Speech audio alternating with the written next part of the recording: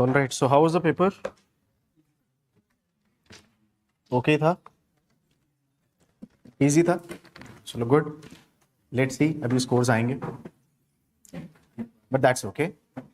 If it is easy, these papers were from all your NEET PG questions, right? इसमें कोई भी FMG वाला नहीं था repeat. It was all FMG. अब in the cumulative जब आपका होगा, first subject we have done orthopedics, second we are going to do with the forensic part, third I think is your opthel. जब 3 हो जाएंगे तब उसके बाद we are going to start with the cumulative वाला. और cumulative में you all will have the these FMG वाले PYQs, right? So before you reach to your exams, we'll make sure that you cover up all your NEET PGs here in the classroom, all your FMG PYQs in the classroom itself, right? Revision में जो भी आप लोग कर रहे हो, we'll give you some content there as well, okay?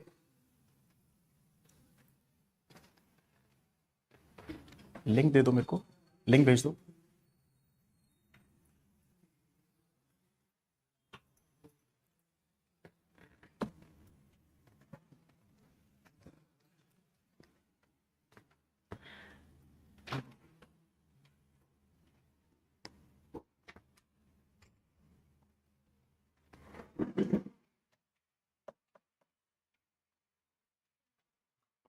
चलो, let's start with this.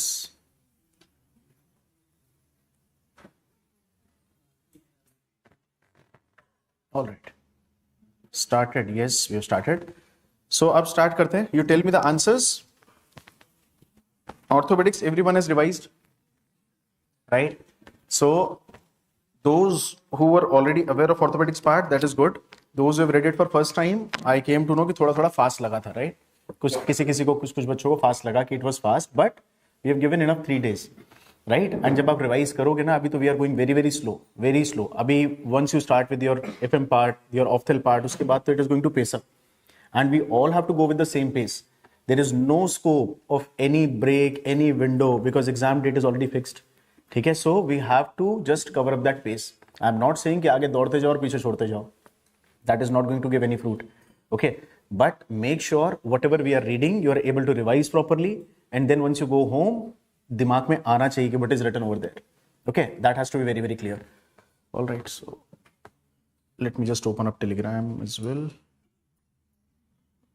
So we'll start with the paper. With this, the first question we have: a patient met with RTA and complained of severe backache. The X-ray shown below. What fracture does the patient has?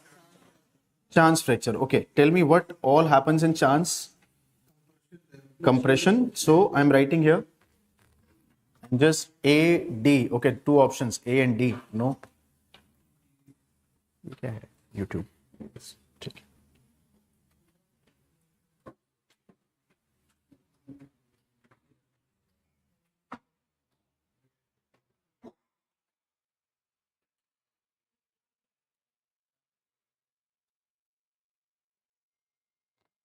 All right.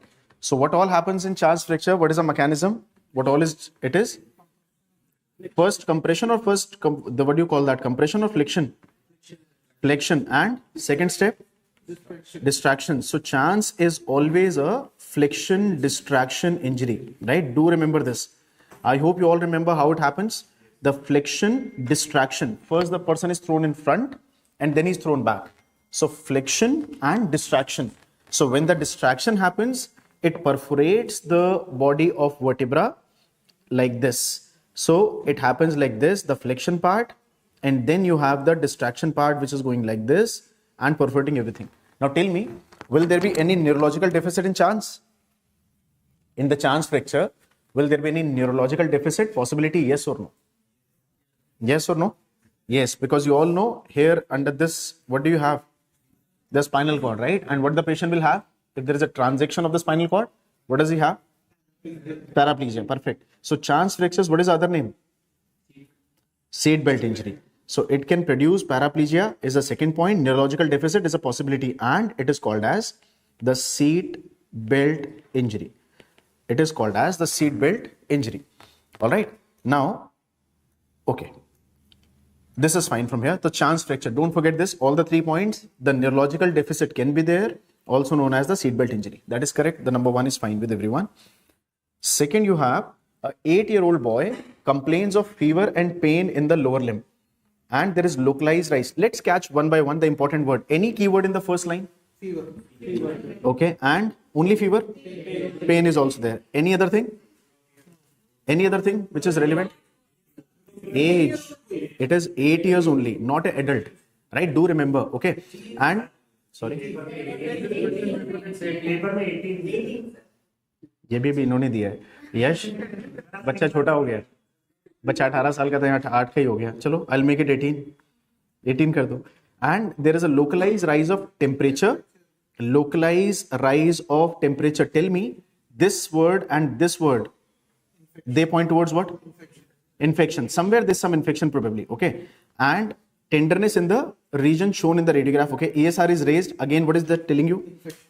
Again, going in favor of infection. So what is the image they have given? It is not 18, right? It can't be 18 like this. It has to be 8 only. Chalo, anyhow, what do you see? Why it is a small kid, not 18? Growth plate, right? So any lesion which you can see here? Any lesion? No. What is your diagnosis? Osteomyelitis, okay, is a possibility. Sorry. Osteomyelitis is a possibility. And Ewing's sarcoma. Why not osteomyelitis? Why not Ewing's? Why Ewing's? Why osteomyelitis? Why? Points in favor. Osteo, it can't be osteo. It can't be osteosarcoma. No. Why? Age. Oh, come on. What is the most commonest age for primary osteosarcoma? For what does that mean? Primary osteosarcoma is the second decade, 11 to 20 years, isn't it? That is the first point we have written. If you say 18, your paper, 18, it can go for osteosarcoma. Why can't it go for osteosarcoma? Point not in favor. It will not be there.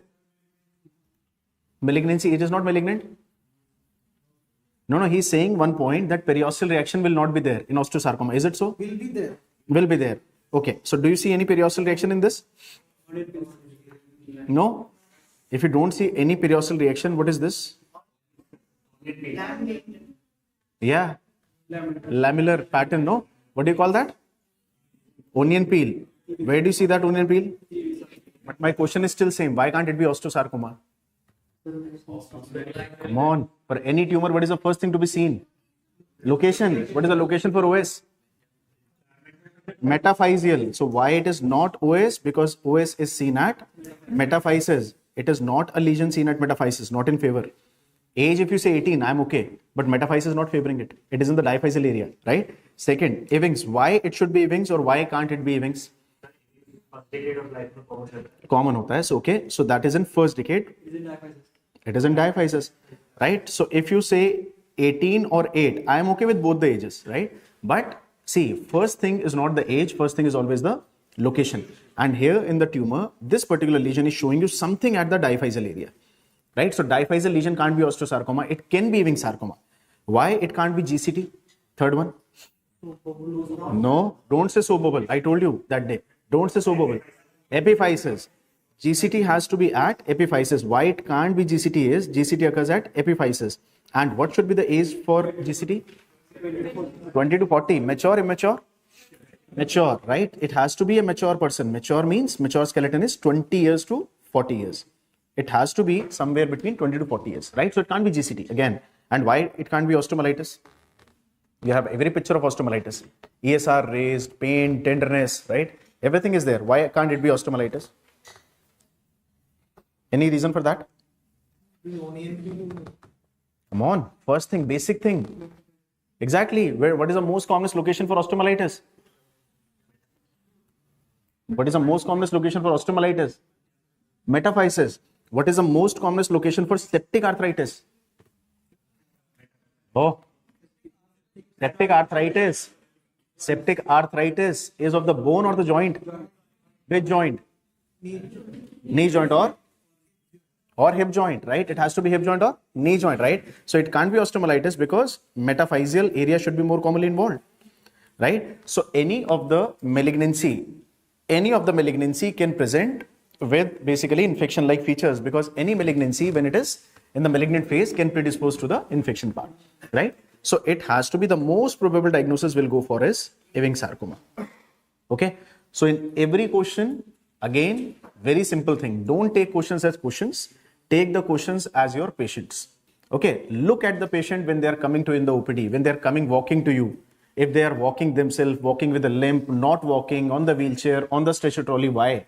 Right? That why should come to your mind for everything. Why he or she is coming to me like that?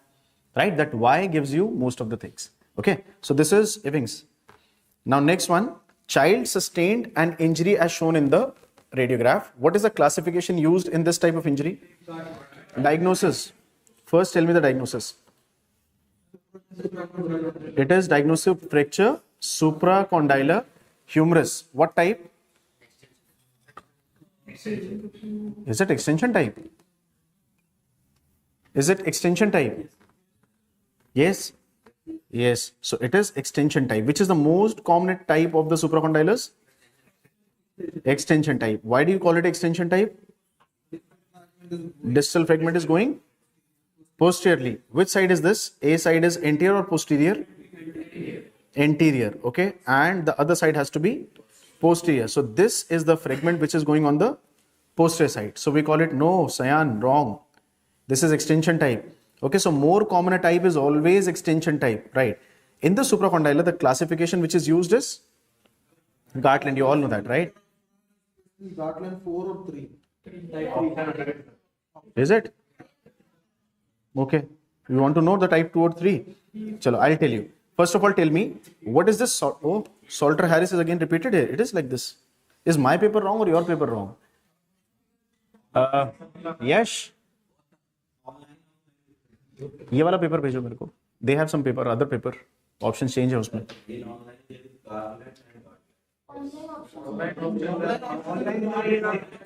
Online, so we'll go with the online wala paper. Online, same paper has been uploaded. Which one? ये paper भी अच्छा है. सारा नीट का. NEET will cover up. Don't worry. Neat will cover up by one or the other way. Will cover up every NEET exam. नहीं, इनके option change है.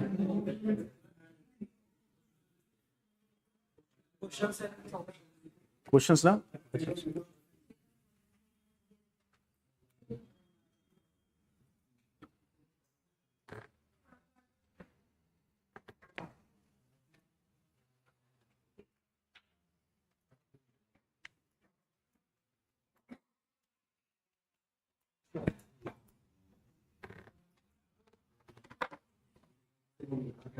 नहीं, कैसे ऑप्शन देखो ना, ऑप्शन चेंज है. They are asking for type.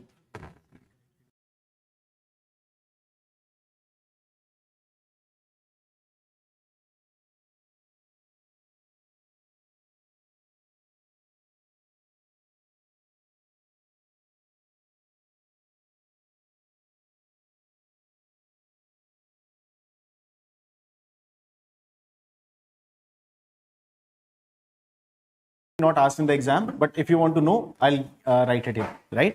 Chalo, ek karke, we'll write down for everyone. Salter Harris is for what injury? What classification? Why do we use this? Salter Harris? Pediatric?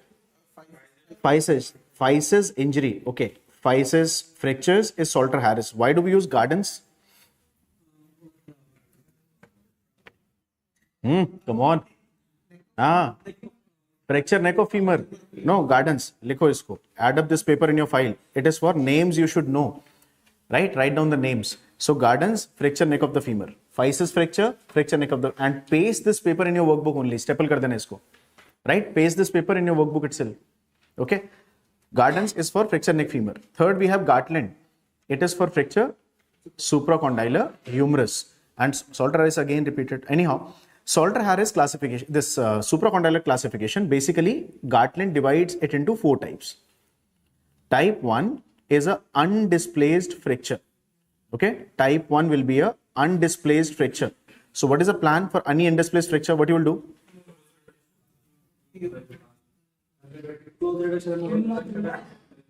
How many conservative options we have? Immobilization and what do you want to do? Immobilization, not close reduction. No. So अभी कुछ ने बोला पहले कि हम reduce करेंगे. So reduction is required? Not required. So it is only immobilization. Just give a plaster. Immobilization only. Type 2 injury is partially displaced. Okay, it is partially displaced. If it is partially displaced, what to do? Close reduction and immobilization. Yes, close reduction plus immobilization. No surgery is required. Type 3 is completely displaced, like the picture you have. It is completely displaced. If it is completely displaced, what to do? If it is completely displaced, what to do? Sorry. If it is completely displaced, what to do? Reduction and internal fixation. What is must here? What is must? Opening is must or fixation is must? Fixation, right? What kind of reduction you try first? Close reduction. So always go for CR and IF. Okay. And type 4 is the one where it is. Type 4 is a unstable kind of fracture. Unstable means which keep on moving on. Right? Though here also we try for CR first. If successful, wonderful. If not successful, go for ORIF. Right? So CR or OR, whatever it takes, plus fixation. Usually it goes in OR, that is true, but usually goes for OR, but try for CR. Always try to have minimally invasive or without any incision surgery. Try for that. Right? So this is your supracondylar humerus, the Gartland. How do we know it's unstable or not? When you move the elbow, the fragment keeps on moving. X-ray you can't say. X-ray, this is a clinical picture. This is a clinical picture. Clinical finding or clinical picture you can say. Right? So it can be 4 also. No, it can be 4, but they will mention it. If they want to ask you unstable, unstable only, like this X-ray is showing you the fragment on the backside. Right? When you move the elbow, the fragment stays on backside. In the unstable, when you flex or extend, the fragment keeps on moving anterior posterior like this. Right? So that is unstable injury. Okay. So these are the types of supracondylar you have. Number 4, we go ahead. A patient sustained a fracture of the base of 5th metatarsal in the right foot, and he was advised below knee POP cast. How long the cast should be put? What is a fracture? Jones fracture. This is Jones fracture. Right? Named after Robert Jones. Right? Named after Robert Jones. Before I move forward, let's quickly revise some other pages as well, some other points as well about the supracondylar. In the supracondylar, we have also learned if somebody simply asks you the straightforward questions from supracondylar, don't open workbook. Don't open. You had time to revise at your home. Without opening, just tell me. In supracondylar, what is the most commonest complication overall? Malunion. If malunion happens, what kind of deformity happens? Cubitus varus. It will be cubitus varus. Perfect. What is the most commonly involved nerve in supracondylar? Posterior किसने बोला? AIN. AIN is a branch of median nerve. To check for AIN, what is the clinical test you will do? Very good. Clinical test, याद है सबको? OK sign. Tell me, in OK sign, which all muscles do you check? Flexor digitorum profundus. Flexor digitorum profundus and flexor longus. Flexor pollicis longus and flexor digitorum profundus. Ask him to flex it like this. Right? So this is FDP and FPL. Very good. OK sign. So most commonest nerve. Which is the most commonest vessel to be involved? Brachial artery. Perfect. This is brachial artery. Right. What is the most commonest long term if displaced? If the fragment is displaced, what can be the other complication that can happen to the displaced supracondylar? Unstock to ho gaya. What is the complication which can happen with the pressure effect? What do you call that? Compartment syndrome. Perfect. Compartment syndrome. Above what pressure you say that pressure in the compartment is raised? More than 30 millimeters. Which is the most commonest fracture to get into compartment? Oh, which part of tibia? No. Shaft of tibia. Fracture shaft of tibia. Right? So these are pointers about your compartment. If somebody presents with compartment, what is your plan treatment?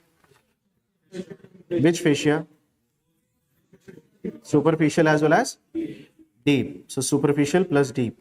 Keep writing down. Keep writing down. Likh lo, I'll give you time. Keep writing down. Though it is all written in your notes, right? Everything is written in your notes. But if you want to write, please write down.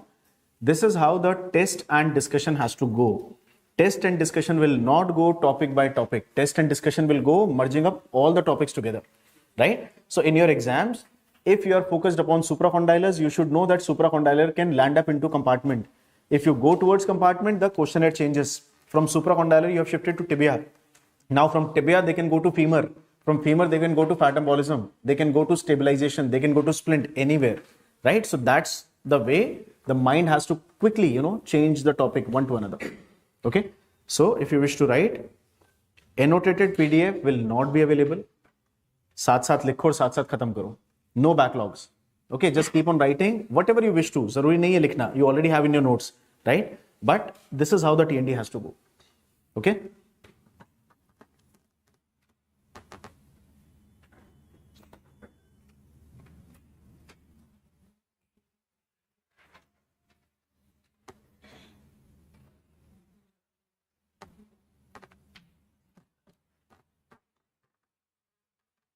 Done?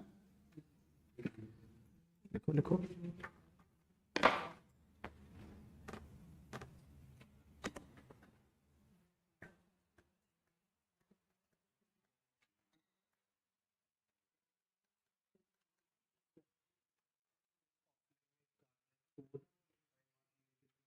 Sorry?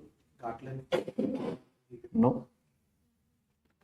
Type, no worries. You have given the paper as per the printout or as per the online? Printout you have given. Anyhow, there was a little goof up today. Basically what happened was a technical team and all, like the paper which was supposed to be given. Yes, complete paper was given, and then there was a paper which was selected by me that was uploaded. This was printed. इसकी have to make. इसकी Dr. Abhishek, I'll call you after 1. So after 1 I'll prepare this. है ना, बनाना पड़ेगा, इसका है नहीं ready. This was a question typed only. ये type होके एक डेटाबेस बना था, वो डेटाबेस पूरा मिल गया. ठीक है, चलो चले next one. Alright, so Jones, what is the, tell me anatomically, what is the muscle attached here at the base of fifth metatarsal? What is this muscle attached over here? Come on, don't do this. बताओ. You all can feel the tendon. Tibia on the lateral side. No, then fibula on the lateral side. Okay, fibula connected to your metatarsals or tarsals or to your tarsal bones. Tarsal. This is metatarsal. What is the other name for fibula? What is the other? This is anatomy. What is the other name for fibula? Okay, which is the nerve around the fibula? Peroneal. That is the other name for fibula, right? Peronei. And what are the muscles which are named by peronei? Peroneus longus, peroneus brevis, peroneus tertius, right? Peronei, no? So this is the tendon of peroneus. Okay, these are all peroneal tendon which breaks the foot, right? So this is peroneus. The peroneal tendons are attached over here. So do remember, in Jones fracture, it is again a metaphyseal injury, right? It heals up very nicely, but it takes more time because of the pull of this peronei, right? Though, ideally speaking, any muscle, any tendon attached to a bone can create a displacement or non-union, but it doesn't cause that anything here, right? Because peronei are in 3 bunches, longus, brevis, tertius, right? So they all cumulatively, they don't give that much of pull to create non-union. So union usually happens, it is kind of little delayed. So plaster is given for kind of 6 to 8 weeks. Normally plaster for any injury is for 4 to 6 weeks, right? Here it can extend. All right, so this is peroneal tendon. Now tell me this one. Following a RTA. Okay, so you all can identify the implant. Dynamic hip screw. Okay, dynamic hip screw. Now tell me which other implant could have been used here. If it is an intertrochanteric fracture, what other implant can be used here? Dynamic hip screw. Why you want to use a CC screw? In which condition you want to use a CC screw? In which case, think calmly. You have enough time. Cancellous cannulated screw you want to say, right? Cancellous cannulated screws. Why do you want to use a cannulated screw?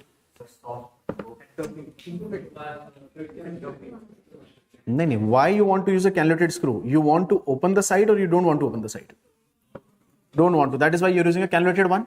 If you're using a solid screw, you can open the side, right? Now, putting this DHS here, if you're putting this DHS here, it will be what kind of surgery? Without opening, can you put this implant in? No, you have to open it, right? So when you're opening a site to put a implant, right, at the same site, why would you like not to open it? You are opening it because you know that there is no risk of avian, right? Risk of avian is in which fractures? Neck of femur. Which type? Fracture neck femur, you all have read, is of how many types? Intracapsular, okay, and other one? Extracapsular. Very good. Intracapsular or extracapsular? In intracapsular, what were the variants? Subcapital and transcervical. What does that mean, subcapital? Below the head. And what was the transcervical? Through the neck. So in these two cases, you don't want to open, right? So what kind of surgery you do here? Close reduction and intel fixation. By what implant you just said? Cannulated screw, right? Now this IT fracture, this extracapsular or intracapsular? IT fractures. What is the third extracapsular fracture of neck femur? Basicervical. So you are saying that now this basicervical is outside the capsule. If it is outside the capsule, what about IT? Outside the capsule. So outside the capsule, are you worried about avian? Not really. So can you open the fracture site? Can you fix it nicely? Right. So you don't want to use an implant which you have to put without opening it. True. So one is DHS. What is the other implant? That is a nail, the intramedullary nail. Right. So do remember, fracture neck of femur. This nail here is called as proximal femoral nail. Right. This is called as PFN, proximal femoral nail. Okay. So the nail will be placed like this inside the medullary area. So that will be proximal femoral nail with same kind of screw. So one is a plate, which is your DHS, and one is a nail, which is inside the medullary area, right? Okay, so extra and intracapsular fractures. So the nail is called as proximal femoral nail because you are putting the nail into the proximal femur, right? That is the proximal femoral nail. Okay, right. Noted this one. I need to prepare a file of some instruments and implants, right? Last session file is little old one now, but we have got a new question this time about the bowler's cradle.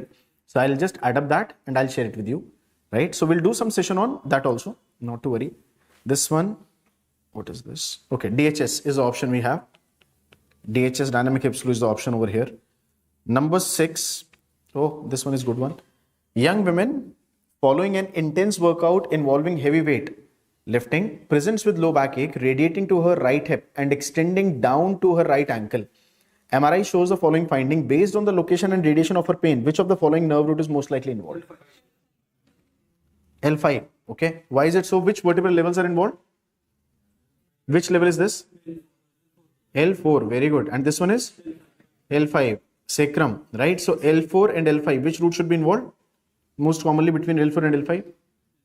L5. Very good. Is this concept clear to all of you? Is this concept clear to everyone? The root prolapse, the root involvement? Yes. Anyone with a no? Kar le ek bar discuss. Okay, will do. Chalo. L5 is a correct answer. You are right. It is not wrong.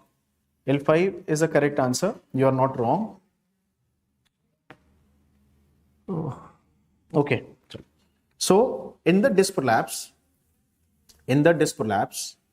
see, understand the basic anatomy. Just let's revise this. This page I'll share with you. Okay, if you wish to write, please write it. Disc prolapse is not in your workbook, but as you have said to discuss it, I'll just share this page as such with you. See, disc prolapse, it is basically of 3 types. Right? Disc prolapse is basically of 3 types. If this is one vertebra, this is another vertebra. We are looking at the vertebra from the front, AP view, right? And then we have an intervening disc in between. This is the intervening disc, like something like this. This is the intervening disc I have designed. Here, this design is of disc. Now, when you look at the spinal cord, here, it is passing like this, right? It is passing like this. Okay. From the spinal cord, there are roots which are going to the right side and left side, right? right and left. Roots are going like L4, L5, C1, C2, C3, C4 like that, C5 to C8 like we read in brachial plexus yesterday, day before yesterday.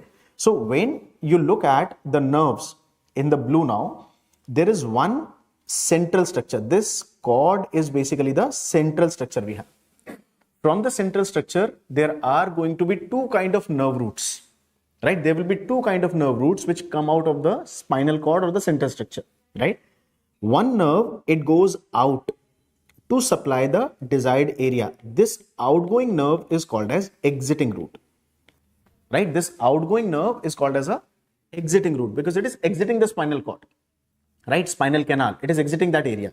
Now there is another root which at the same level travels along the central structure. If this is central structure, this next root will travel along the central structure and it goes out from the next level, right? So this root which is going out from the next level is exiting at the next root again, right? This is now exiting at the next root, right? But for this particular level, it will be called as a traveling root. Okay, please understand this concept. It will be called as traveling root or passing root, same thing. Traveling root or a passing root. Is this point clear? This is point 1. Is this clear to everyone? Everyone? Okay, do not hesitate to say no. Don't say yes because everybody is saying yes. Okay, you are responsible for your answer in the exam. Okay, so just say yes only if you are able to understand. This is fine. How many neural structures we have at every level? 3, right? One should be the central one, and that central one has to be your spinal cord, right? Now, another 2 will be one which is going out.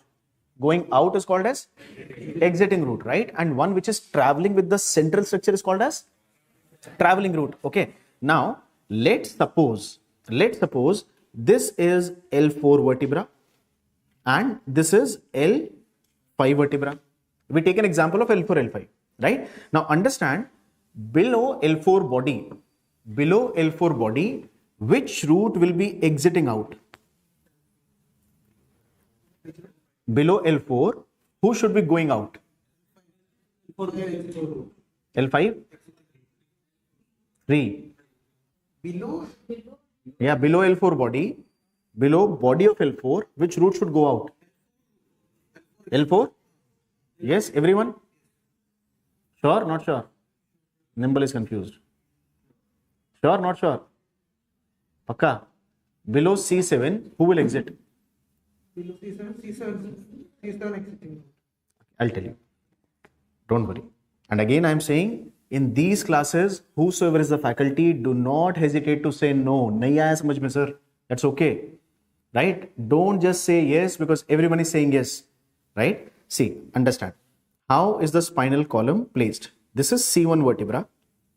This is, let's suppose, C2 vertebra. This is C3, C4, C5, C6, C7.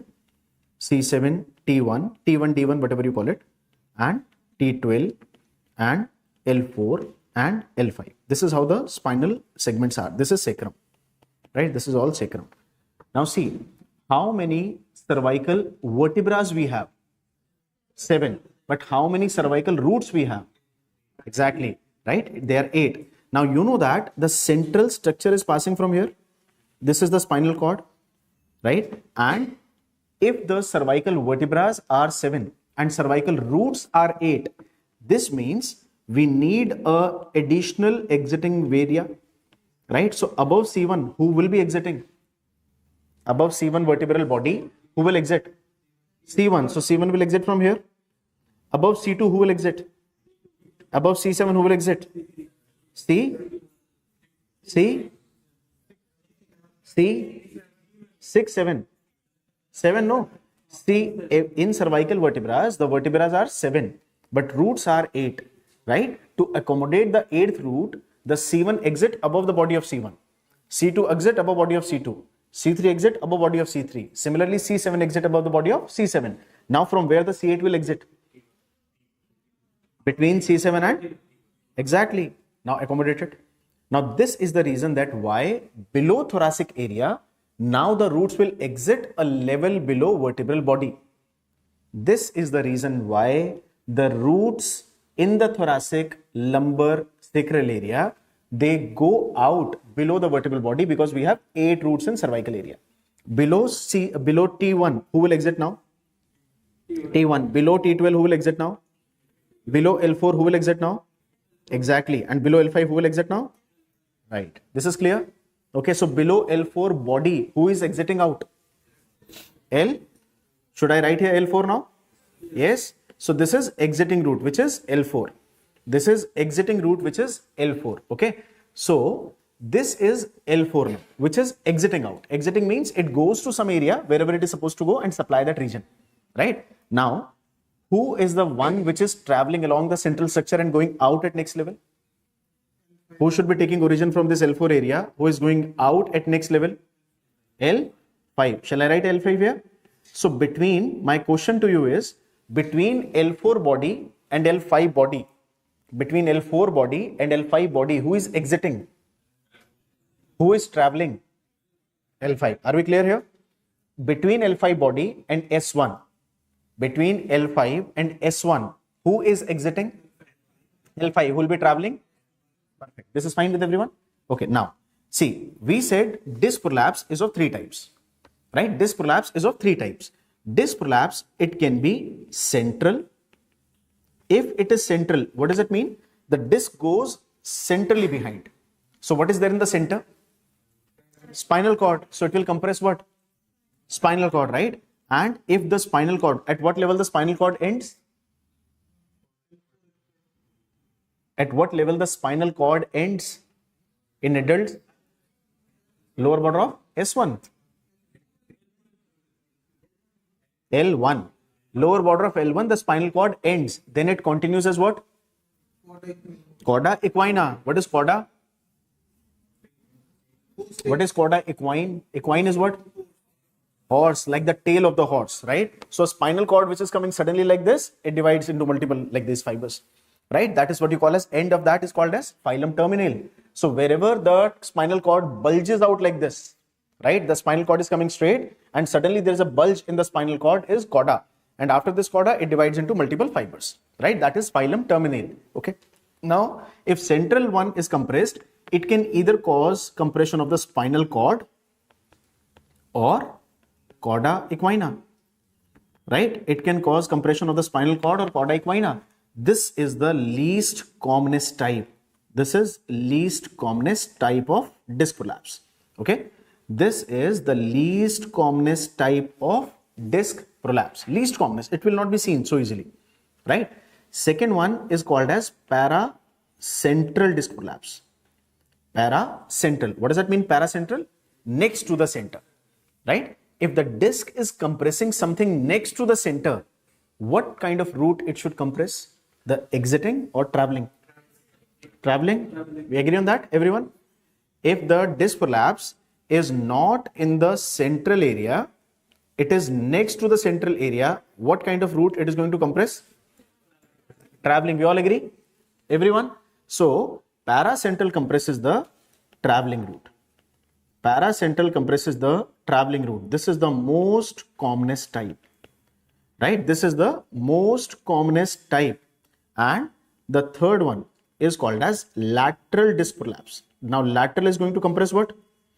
Exiting route, right? So, this can also happen, but most commonest is which one? Paracentral. Is that clear? Right? So, if this picture is clear to you, now you can easily answer that which route should be most commonly compressed between L4 and L5. Which is the traveling route? L5. So, if the level is L4 and L5, if the vertebral level is L4, L5, which route should be compressed more commonly? L5. If the level is L3 body, L4 body, which route should be compressed more commonly? L4. If the level is D10, D11, which one should be compressed more often? D10, D11 is the level. Which nerve root should be compressed more often? The vertebral level is D10 and D11. Which root should be compressed? D11 all the time. D11 in cervical, it will be a level up. After thoracic, it has to be a level down. Is this clear? Going back to your question, this page I'll share with you. If you are drawing, wonderful, draw this. Once you draw it yourself, you'll remember it. But I'll also share this page with you. Don't worry. Right? But going back to this page, now see this. if they are asking you the compression is happening between L4 body and L5 body, L4 body, L5 body, which root should be most commonly compressed? L5. Everyone is on the same page? Everyone? No confusion in that? Right? So this is L5. ये बनाया सब लोगों ने? Everyone? Okay, I'll share, but फिर भी बना लो अपनी understanding के लिए. All right. Online, everyone? You all are connected? ठीक है. Shall you go? Next one? Shall you go? Next one? Okay, chalo. Next one is, what is the next question? Right. A child with rickets not responding to the treatment is being evaluated and investigation shows a serum calcium level of 9 milligram per DL. So, what are the keywords which I should mark? Child, one, child, rickets, right? Non-responder, all right. And serum calcium level is how much? 9. Is it normal or decreased? It is normal, fine, it is normal. Low phosphate level of 2 milligram. How is it? It is low. Phosphate, they are telling you it is low. And elevated alkaline phosphatase, right? This is raised, fine. And normal PTH. Okay, PTH is normal, fine. So what they want to ask you, that what is the diagnosis? Hypophosphatemic rickets. Wonderful. Everyone can make out hypophosphatemic rickets. Now tell me, if it is hypophosphatemic rickets, what is the most commonest deformity of the legs you can see with hypophosphatemic? Wind swept. Everyone can recall that? Hypophosphatemic rickets, most often they can show you wind swept of the legs. Okay, wind swept of legs, that can be seen.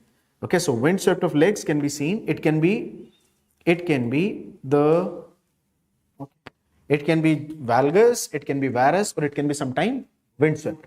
Right, both of them, both the legs showing you deformity in the opposite direction. Right, right leg right side, left leg also right side, like that, opposite deformity in both the legs. Okay, fine. So how to define rickets? How will you define rickets? How to define rickets? Decrease in or vitamin D low? Not only vitamin D low? Not only. Perfect. So next one. Patient.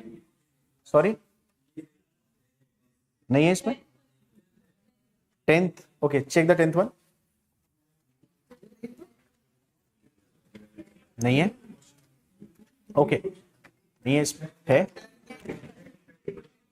Which number is that? Change है question. Anyhow, you answer my questions. This paper, let's do this paper. Your key, your answer, this paper's key, I'll share later. Right? Let's do this paper. You tell me 8th, with a patient presented with a twisting injury of the knee. Identify the test being performed. Lashman. At what angle the Lashman is performed? At what angle the drawer is performed? It is 90 degree. Okay, fine. Why do we do this two tests? For what ligament? Anterior cruciate ligament. Right. If the ACL is injured, what will be your investigation of choice? MRI and arthroscopy. Which one is a better one? Which one is a better one?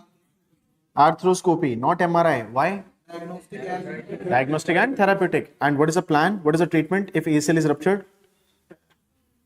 Repair or no repair? Repair or no repair? Sure? Repair or no repair? No repair. No repair. Why? It is reconstruction. Why not repair? It is avascular. Okay, so no repair. It has to be reconstruction. It is avascular structure. It can't be repaired. Right? You don't have to repair it. You have to make a new ACL. And if you are making a new ACL, hypophosphatemia, vitamin D resistant, beta itna detail mein nahi jao usme. Don't go into this. It is not only type 1 and type 2 vitamin D resistance. There are other 5 types as well. Okay, so if you want to read more about these, I'll share the video with you. I already have that recorded. I'll share that with you. Most sensitive is MRI? No. Abhishek, most sensitive is not MRI. Most sensitive is copy. MRI is only 95% sensitive. Okay, what is the most commonest graft to be taken? Quadriceps. Come on. Quadriceps se nikal doge. Hamstrings. Most commonest graft is hamstring. In the hamstring, which is the most commonest muscle? Tendon. Semitendinosus. Very good. Semi-T is to be taken. Okay. So these are your pointers about the ACL treatment plan. So Lashman and anterior drawer. Lashman and anterior drawer. Why do we do McMurray's? Meniscal injury. Meniscal injury. What was the other name, other test for meniscal injury? This is for menisci. What is Epley's? Nobody has revised. Epley's grinding. Yes, no. Epley's grinding to be done or not to be done? Not to be done, right? You grind it more and there is more damage. So don't do the meniscal Epley's grinding test. It is not to be done. You do it and the meniscus will be damaged more, right? Okay, fine. Now tell me the next one. A 58-year-old female patient presents with a pathological fracture of the hip and femur. All right, so we'll mark the catchwords, keywords here.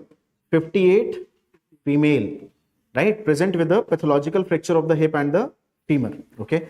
Serum calcium phosphates are increased. Oh, they are increased. They are saying calcium and phosphate levels are increased. And DEXA scan confirm decreased bone density. So what is the diagnosis?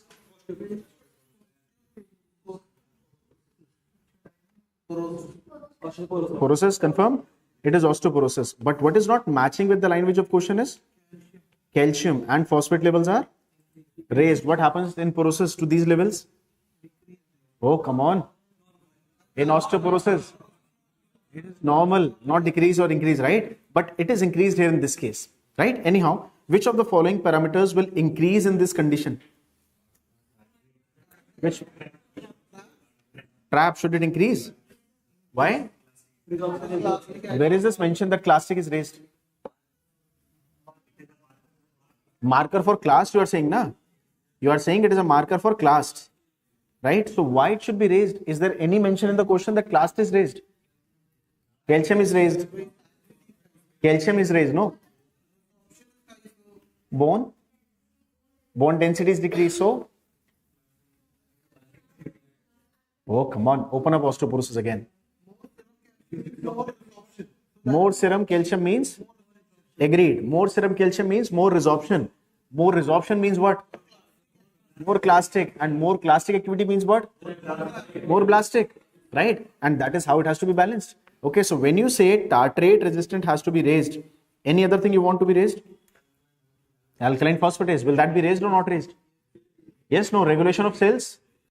Regulation of cells, right? So alkaline phosphatase will also be raised. Very good, right? So if serum calcium is raised, that means the bones are getting resorbed. So there is a hyperparathyroid state going on, which is causing the resorption from the bones. And if the bones are getting resorbed, that means clastic activity is more. If it is more, it has to be raised. The markers have to be raised. But we know the regulation of cells as well. In any case, the clastic levels are raised. They have to increase the levels of growth factors, and that is going to increase what? The blastic medium. Very good. Perfect. Okay. Now you tell the next one. Okay. Now you tell the next one. A fracture line passing through which of these will impair longitudinal growth of the bone? How many zones you have in the physis? 5 zones. Out of these 5 zones, which one is the most commonest to get into trauma? Trauma is hypertrophy. Very good. Perfect. So you all remember all the 5 zones? Yes, very nice. All the 5 zones. Correct. Let's go to the next one. Sorry. Epiphyseal plate. See, when you have a bone like this, no? This is the epiphyseal area. Then you have metaphyseal area. So now this is physis. So this is what you call plate of epiphysis. So epiphyseal plate, metaphyseal plate of the physis, they usually are the common names. So you don't call it a metaphyseal plate. Reason being, metaphysis shows you or bone shows you growth like this. So end of the bone is this and the plate area is your physis. So we call it physis is the same thing as epiphyseal plate or the growth plate. Okay. Yes, it is right. Answer to sahi hai. 56-year-old women present with chronic lower back ache. MRI of the lower back shows the following finding. Identify the diagnosis. Of which level? L5 over S1. Very good. What should be the best view to see spondylolisthesis? Oblique.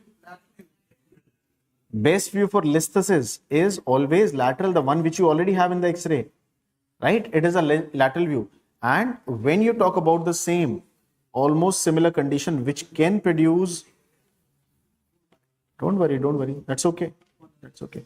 Spondylolisthesis. When you say lysis, where is the break in the vertebra? Body. Pars and articularis. And pars is making what part of the dog? Neck of the dog. So what you are going to see there? Which view? Best view. Oblique view. Right. So best view has to be oblique. Okay. The best view has to be oblique. And what we see here is B-headed Scottish dog. You all remember the Scottish dog? Yes. Have I shared the image with you? No? I'll share just now. Okay. So I'll just share. I forgot to share. So B-headed Scottish dog appearance. All right. Why this case can't be metastasis? Why this case can't be tuberculosis? Any other point in favor or opposed to this? Can this case be TB also? It is a adult lady, no? 56, elderly lady, okay, presenting with backache. Why can't it be a tuberculosis or metastasis? No infection. They have not mentioned any infection. That is true. But you also know that in tuberculosis, what is the most commonest site involved? Paradiscal. Most commonest site will be paradiscal. So will disc be okay? Will disc be okay? It will be destroyed. Right? Disc is supposed to be destroyed here, which is okay. Kind of it is going back. No destruction in the lower part here. No destruction here. Right? Metastasis and all will give you the other features. But why it can't be tuberculosis? It has to be the paradiscal pattern, which is more commoner. So you will see the decrease or loss of intervertebral disc space there. Okay. Tell me this one, 12th one. 21-year-old patient with a history of fracture had a cast applied. On removal of the cast, the following deformity was seen. What is the most likely cause? What is this deformity? Which varus? Cubitus. So elbow is cubitus. And how is the forearm going? Medially. It is varus. Right. Where do you see cubitus varus? Supra-condylar. What is the reason for varus in supra-condylar? Malunion. So it occurs due to malunion. Perfect. Now tell me, if the person would have, if this child would have got an injury to the radial fracture, and I'm just adding up the word here, radial head fracture, then which is the most commonest nerve involved? Radial head, radial neck? It is PIN. And if PIN of somebody is involved, then what is the presentation? Loss of? Not loss of sensation. Wrist drop? Wrist drop or only finger drop? Not wrist drop? No wrist drop? Chalo, open up the radial nerve again. Just open up quickly. Open up the radial nerve page again. Finger or wrist? Only finger, not wrist. Open up the page again. Let's revise quickly. Okay, so PIN only causes finger drop. Why so? We'll just see.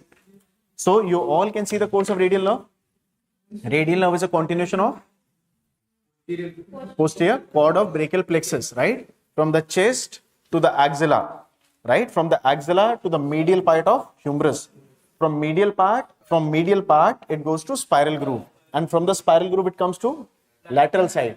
And lateral side in front of the radial head, it divides into two branches, right? Now it is going lateral condyle, right? In lateral condyle, one goes very, very superficial and one goes behind the interosseous membrane, right? The one which goes behind the interosseous membrane is PIN. One which stays superficial is superficial branch, which has a function of what? Sensation, right? PIN has a component of extension of fingers. So radial nerve is here in front of a lateral condyle, not the radial head, right? In front of lateral condyle, the radial nerve ends. It divides them into two branches, okay? So around the radial head, what do we have? The radial nerve or the PIN? PIN. So if the PIN is hit, will there be any trouble with the extension of wrist?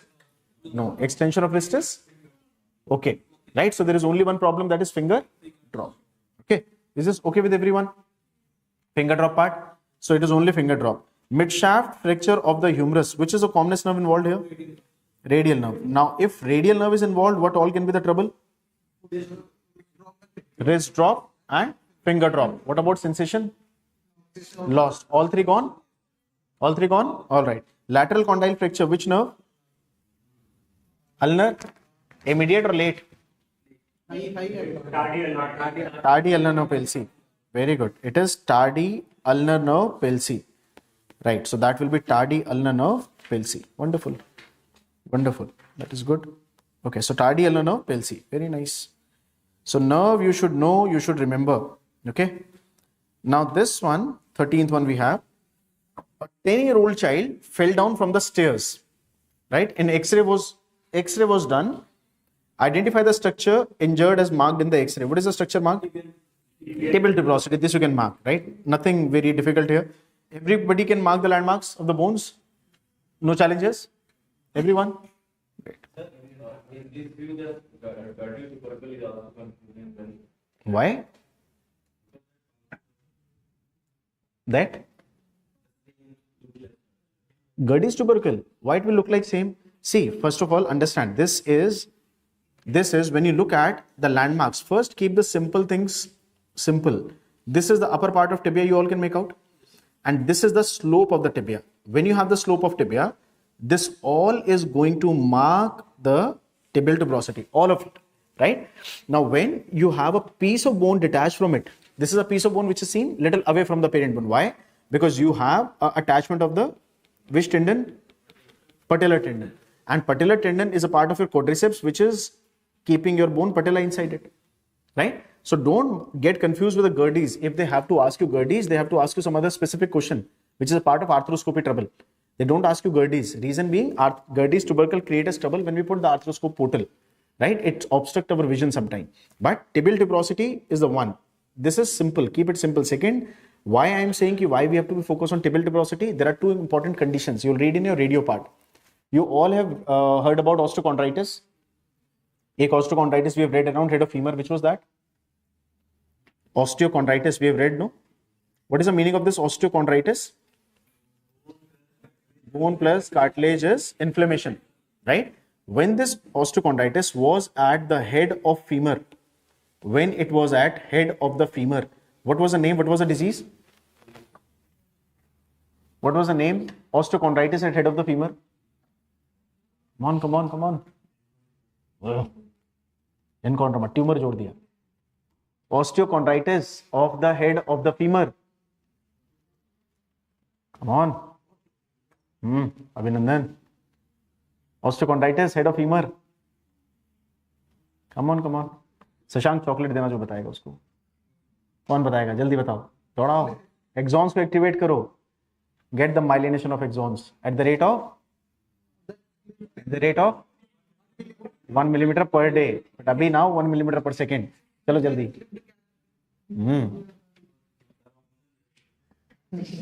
Patient से option पूछोगे, बताओ sir 4 option. I'll select one. So osteochondritis of the head of the femur. What does that mean? The cartilage which is on the head side of the femur is inflamed, right? Did we call by the name of 3 friends? Now what was that?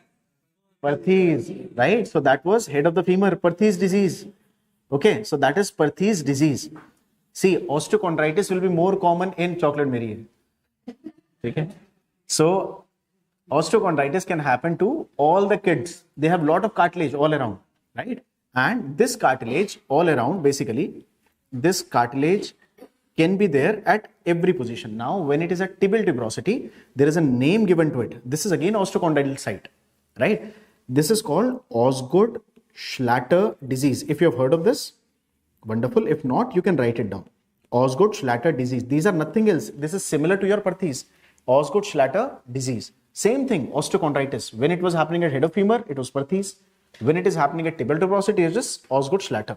This is the commonest osteochondritis. Now you asked GERDs and this one will confuse. It will never confuse. True lateral view in front of tibia, it is always Osgood-Schlatter. GERDs cannot be here, right? So they always ask you the common things. So let's stick to the common things. So Osgood-Schlatter or the tibial tuberosity. Okay.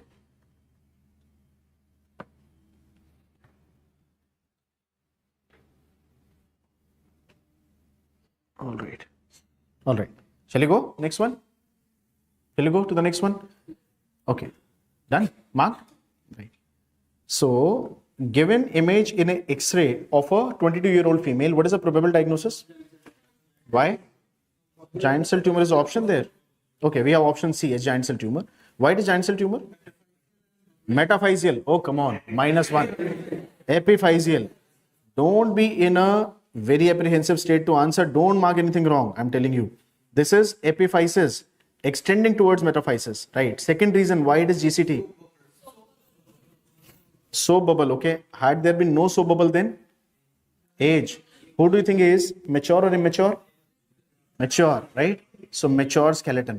These 3 points make this in favor of GCT. Okay. Why it is not chondroblastoma? Child, right? Skeletally, growth plate should have been visible here. Growth plate should have been visible here, right? Why not osteochondroma? Metaphysis pe hoga. And what is the other important point? Age. No, age is not the point.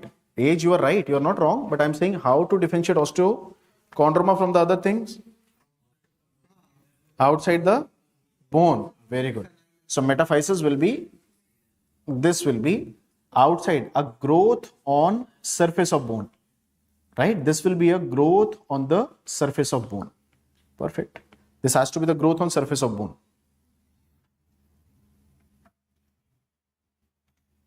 All right. Done? Shall we go? Next one, why it can't be ABC? Metaphyseal, right? It has to be metaphyseal. So when you say soap bubble metaphyseal, answer could be ABC as well, right? So be very, very clear with this.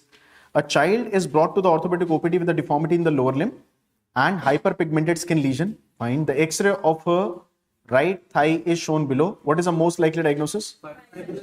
Why do you say it is fibrous dysplasia? Bending. Okay. Okay. So what do you call this picture when it is bent? Shepherd crook, right? Shepherd crook deformity. Okay. So this is shepherd crook deformity. The proximal femur getting a bent like the upper end of a stick. Okay. What is this? That acha, okay, this is already there. The fibrous dysplasia. Fine. Yeah.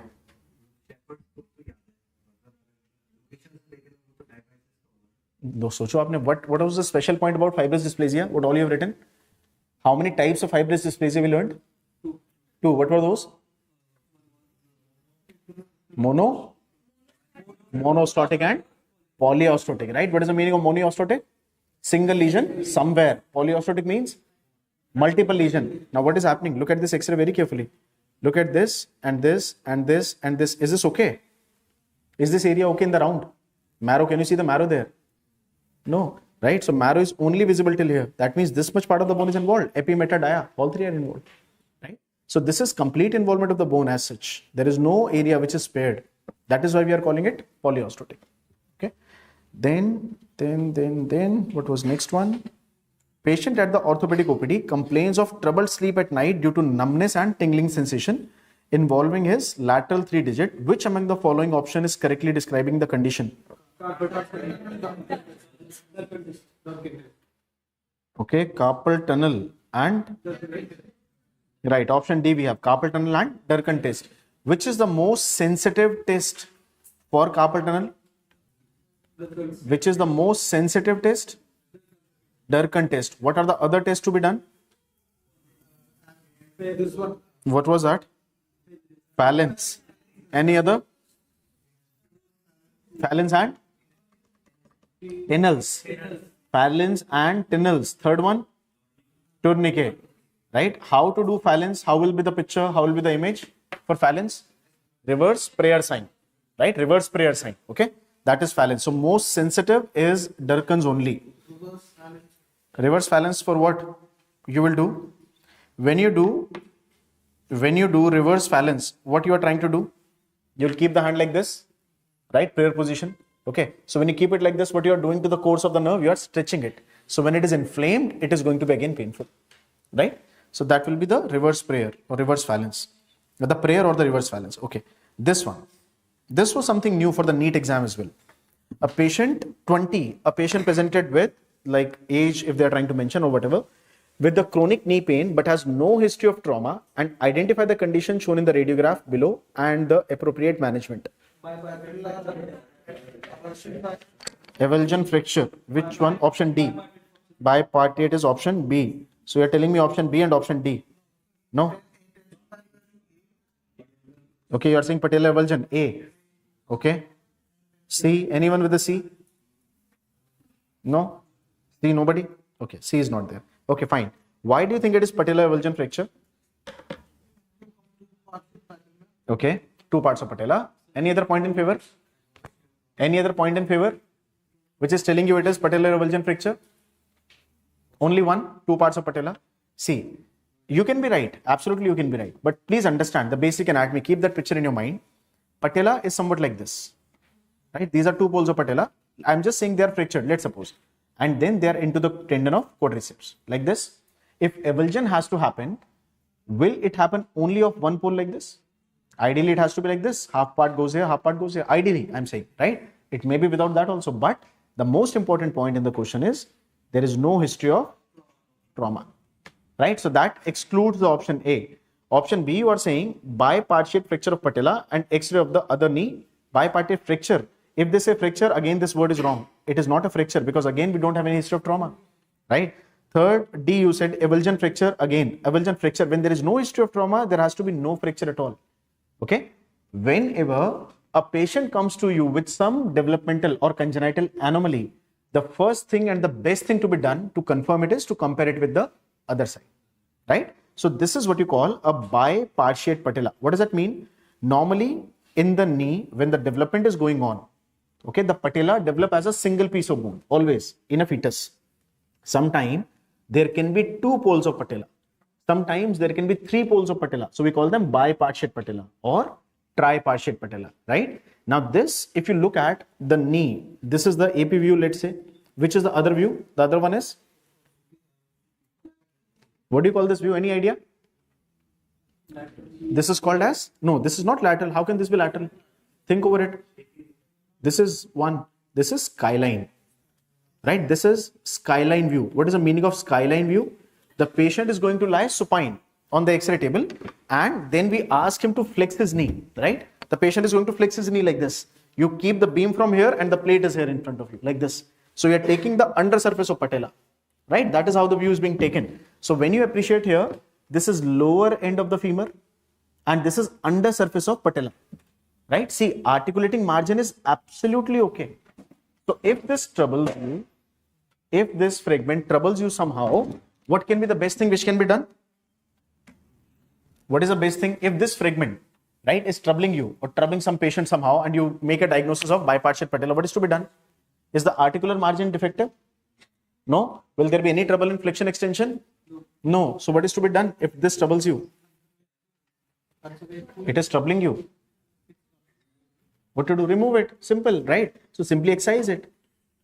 Okay. So these kind of one-liners, they can be new sometime for you as well, right? This was something very unexpected for the NEET exam.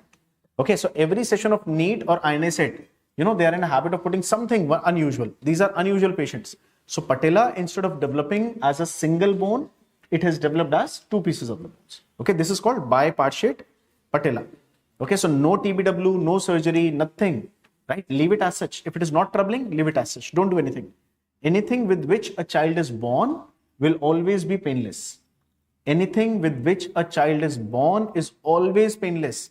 Whether it is congenital dislocation of hip, whether it is CTV, whether it is any other condition, unless the nerves are involved, like myelomeningocele, syringomyelias, right? So other than that, deformities, they are always painless in a patient. Okay, so this was your NEET exam question of 23. So the answer for this is bipartite, but still you have to remove this word from in between. You have to remove this one. It only has to be the bipartite patella and compare it with the other side. If you have a defect on one side, most likely there will be a defect on other side as well. Okay. 18th one, you have in which of the following nerve injury we are going to give this? Radial nerve. What is the name of the splint? Will you be calling it a static one or dynamic one? Dynamic one. Everybody's on the same page? Yes. Okay, great. So 18th. Let's see the next one. Now tell me about this. Okay, the child was brought with bony deformities as shown in the radiograph. It could be due to deficiency of which of the following? Vitamin D. What diagnosis you are focusing upon? Maybe. What? Why do you say it is rickets or it can be rickets? Bow legs, right? You all can see the bow legs, right? So rickets is the most commonest metabolic disorder we have, creating this trouble. Very good. This one. What is this? A woman with this kind of X-ray. Multiple? Okay, what do you call that? Oh, only multiple enchondromas if somebody has, then what do you call it? Olier's disease. And if somebody has hemangiomas again with this, if somebody has hemangiomas, Maffosi. Okay, so if there is a mention, like see, understand, hemangiomas will be seen on the skin, right? Hemangiomas will be seen on the skin. If you get an X-ray like this and you get another clinical picture in which the hand of the patient is given, leg of the patient is given, and you see dilatations, right? Then you have to answer as Maffosi. Okay, it will be Maffosi syndrome, right? That will be Maffosi syndrome. And if they are only giving you the X-ray, then go for Olier's. So Olier's means multiple enchondromas. Sorry, repeat. Multiple enchondroma matlab Olier's disease, right? So if with Olier's somebody has got hemangiomas, what do you call that? Maffosi, right? But in your exam, if they mention nothing and they only give you the X-ray of the bones, then you have to mark Olier's. But on one side they give you X-ray, on one side they give you soft tissue where the dilatation of vessels can be seen. Then you know that we are talking about Maffosi, right? So mark it accordingly. Maffosi Olier's can only be differentiated if they are giving you the clinical picture. If picture is not given to you, you can't differentiate, right? So this has to be Olier's right now. Multiple enchondromas. Okay, exhaustos is not there. Now this one, if you can answer. This, the implant we have discussed that day, I've shown you that day, right? But you have to tell me which of the following is true about the type of fixation. First of all, tell me what kind of implant is this? Rods and clamp. Perfect. These are rod and clamp. Everybody can make out? Rod and clamp. Now, how are they applied? Why are they applied like this? Are they applied for the femoral injury? Are they applied for the tibial injury? Or are they applied for the knee injury? Why? No. Be very mindful and watchful what you are saying and marking. He is saying there is an injury to tibia also and femur also. Is it? Maybe, but where? In the distal part, right? See, understand. This rod is fixing femur, right? This rod is fixing tibia, but we are putting a interconnecting rod also, right? Why do we put an interconnecting rod? Because I want the two implants to distract that area, right? Distraction is required where? At the joint area, right? So this means it is most likely a periarticular injury, right? And whenever a fixator, it is given around a joint, what do you call that? It is a spanning fixator, right? If it is being around the joint area, it is stabilizing the joint of the patient. So that is what you call the spanning fixator, right? That will be called as a spanning fixator. Is that okay with everyone? Fixators, do you all recall all the three? What were the three external fixators we discussed? Rail fixator, okay, one, and Elizaro two. तो सच में ले आए. चलो, rail fixator and Elizaro two. Third one, rods and clamps, right? These are three. Very good. Is this clear to everybody? Be ready for these kind of unusual things. Okay, simple fixators can be just little complicated, right? So this is another one. Now you tell me about this one.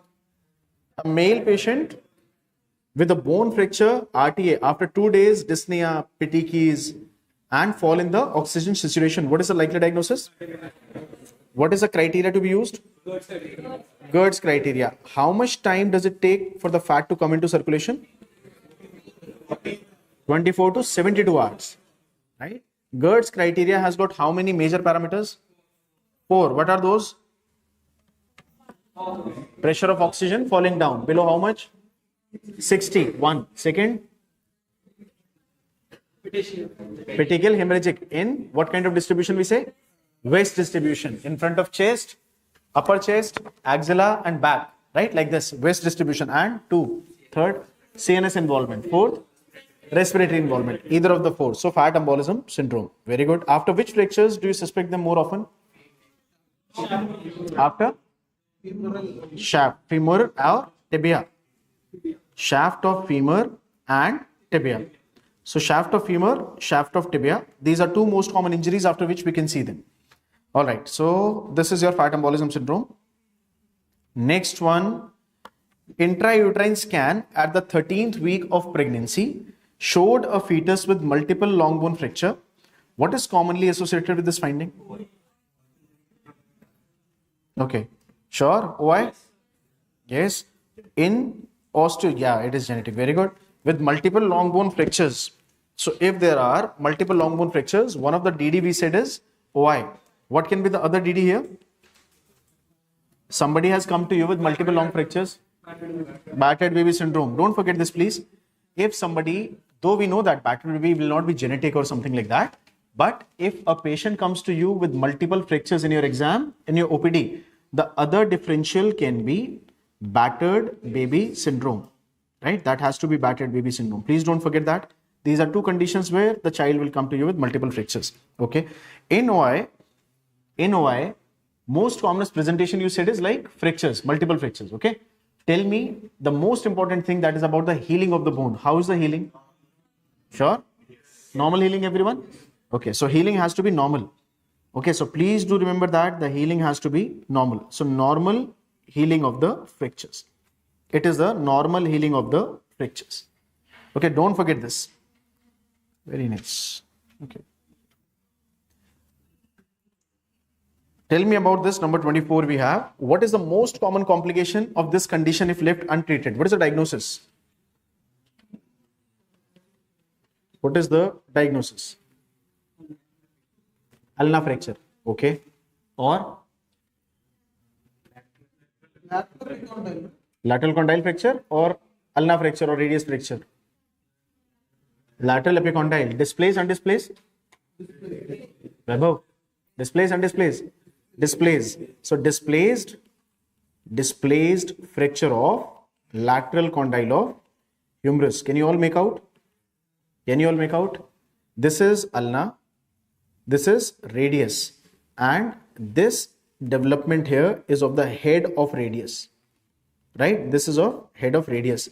Now this fragment should have been here like this, right? And this fragment, basically, if you can appreciate, there are 2 chips inside. There are 2 chips. One chip is this one, see? One is this one and one is this one. Can you make out this one? So this is the fracture displaced of lateral condyle of humerus. What should be the plan? What should be the plan for this lateral condyle? What is to be done? I don't know, whatever you say. Open reduction? Open reduction you are saying, and internal fixation. Do we all agree? Is the focus upon opening it or is the focus on fixing it? Fixation. So why you are adamant on OR? We should be adamant on fixation. Sir, I am okay with fixation part. But how to do that? How do we prefer that? How do you prefer any surgery? Opening or without opening? Why without opening? The complexion or complications will be less. No, healing time will be less. So always we try to go for first CR. If the CR fails, then we go for OR. So my first preference will always be CR. If I fail, in acute cases, I will not fail because I know this is a very superficial area. I can just manipulate it, right? So lateral condyle can be easily manipulated. So in the initial cases, we can go for always CR. My aim is fixation, right? Now they're asking you, what is the most commonest complication related to this? Cubitus valgus. Okay, why does cubitus valgus this happens? Because of what complication? It lands up into non-union. Very good. This valgus will be a constant or stagnant valgus or progressive? Progressive. And that progressive valgus causes a stretch of what? Ulnar nerve. And that is what you are calling as tardy ulnar nerve palsy. Very good. That is what you call as the tardy ulnar nerve palsy. Okay, this is fine. Non-union देख के लगा दिया answer, लेकिन देखा ही नहीं. No, ये trick हो गया यहाँ पे. So read it very carefully, right? Read it very, very carefully. Yes, छोटी छोटी चीजें no they just divert your attention. And once you go for आता आपको सब कुछ है, but once you go next 4, 5, 6 questions, okay, then you realize कि okay 4-5 page question ना कुछ हुआ था, I think something happened and that something now distracts you. Okay, so when you are onto a question, just be on the question. उसके अलावा nothing has to be thought. All right, be focused. Very nice. It is valgus. Tell me about next one. 20-year-old male. So catch points. I'll catch from here only 20. Male. Presented with history of low backache. Okay, young boy, backache. Early morning stiffness. Can I have the diagnosis? Ankylosing spondylitis. I have not even read the question. Right? So my mind knows I am somewhere going towards AS. Somewhere. Let's see next. For 2 years. So long-term thing. Long-term means there has to be no history of fracture or trauma. Trauma is not mentioned. It is there for 2 years, not an acute case. Right? So not acute, no trauma, not acute. Okay. And then he is also giving you history of bilateral heel pain. Any catch point here? Bilateral heel pain. The association of the inflammatory arthropathies. What do you call them? The association we have read, no? AS has got some association with other conditions. Which other conditions? Open up your pages. What do you call that word? Inflammation of the insertional areas of tendon. What do you call them? See, everybody has written them. Enthesitis. Everybody has written? Right? What is enthesitis? What is enthesitis? Itis is inflammation. Enthesis, insertional area of tendon. Everybody has written enthesitis in your notes? Everyone? Enthesitis. So enthesitis is insertional areas of the tendons are inflamed. Right? Insertional areas of the tendon, they are inflamed. All right. So this is enthesitis, bilateral heel pain. What are they pointing towards? What is that bilateral heel pain? What is the diagnosis? If somebody comes to you with bilateral heel pain, what is the diagnosis? What do you call this condition? What is there on the undersurface of heel? Tendocalcaneus. Wow. नया बना दो, नहीं है, बना देंगे हम. Tendocalcaneus. What is the tendon of calcaneus called as? Where is the tendon? Yeah, that is tendon of calcaneum. Is which one? New nomenclatures. No. A. So starting with A, we know. Starting with A is which one? Oh, come on, quick. Achilles. Where is tendoachilles? Where is the tendoachilles? On the back of calcaneum? On the back of calcaneum here or undersurface of calcaneum? Back. So it is tendoachilles. No, the pain is where? Plantar fasciitis. Yes, very good. It is plantar fasciitis. All of you can make out now? Plantar fasciitis. When you keep your feet on the ground early in the morning and if the heel is painful, it is plantar fasciitis. Right? Plantar fasciitis, lateral epicondylitis, medial epicondylitis, Achilles tendinitis. What are these? These are enthesitis. Inflammation of the insertion of tendons. Inflammation of insertion of tendons. That is what you call as enthesitis. Right? And we have read that other day that whenever there is a patient of autoimmune disorders, especially inflammatory autoimmune disorders, then usually there is a tendency for enthesitis. Right? So insertional areas will become or have that fluid collection of synovitis. That is why they causes pain. Right? So this is what you are calling as plantar fasciitis. Is this fine with everyone? Everyone? Okay, so we are going towards which diagnosis here? Ankylosing spondylitis. Very good. Ankylosing spondylitis. Perfect. All right. What is the kind of X-ray picture that you get there?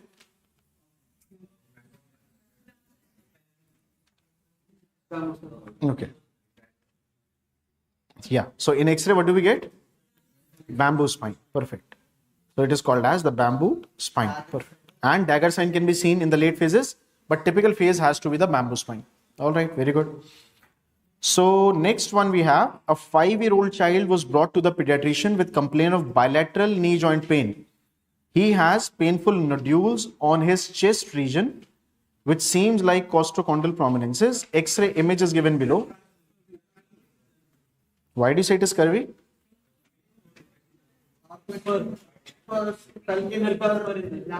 Pelicans per Okay, pelicans spur. white line. Okay. Tranquil side. I am saying this is the treatment phase. I am telling you this child is already getting treatment. Now this is a white line because of treatment. Then white line of healing. Then it is rickets. Then it is rickets. Everyone is wrong. Read question again. What is the catch point which is telling you the diagnosis? We don't have no painful nodule, nothing. Okay, maybe. So whatever is written here. Now tell me, what is the point here? What is that important catch point which is making your diagnosis? Painful nodule. 5-year child. Yeah, it is the painful nodule. Where? In the chest. And what is that? Osteochondral area. If it is painful, then what it is? Exactly. Don't go for white line. Don't go for pelican spur. They are not the common findings. Right? Remember this very, very carefully. Scurvy is not a common patient. You will not find scurvy. इसमें है तो उसमें rickets होगा फिर. अच्छा, what is that mentioning? Question number? Last.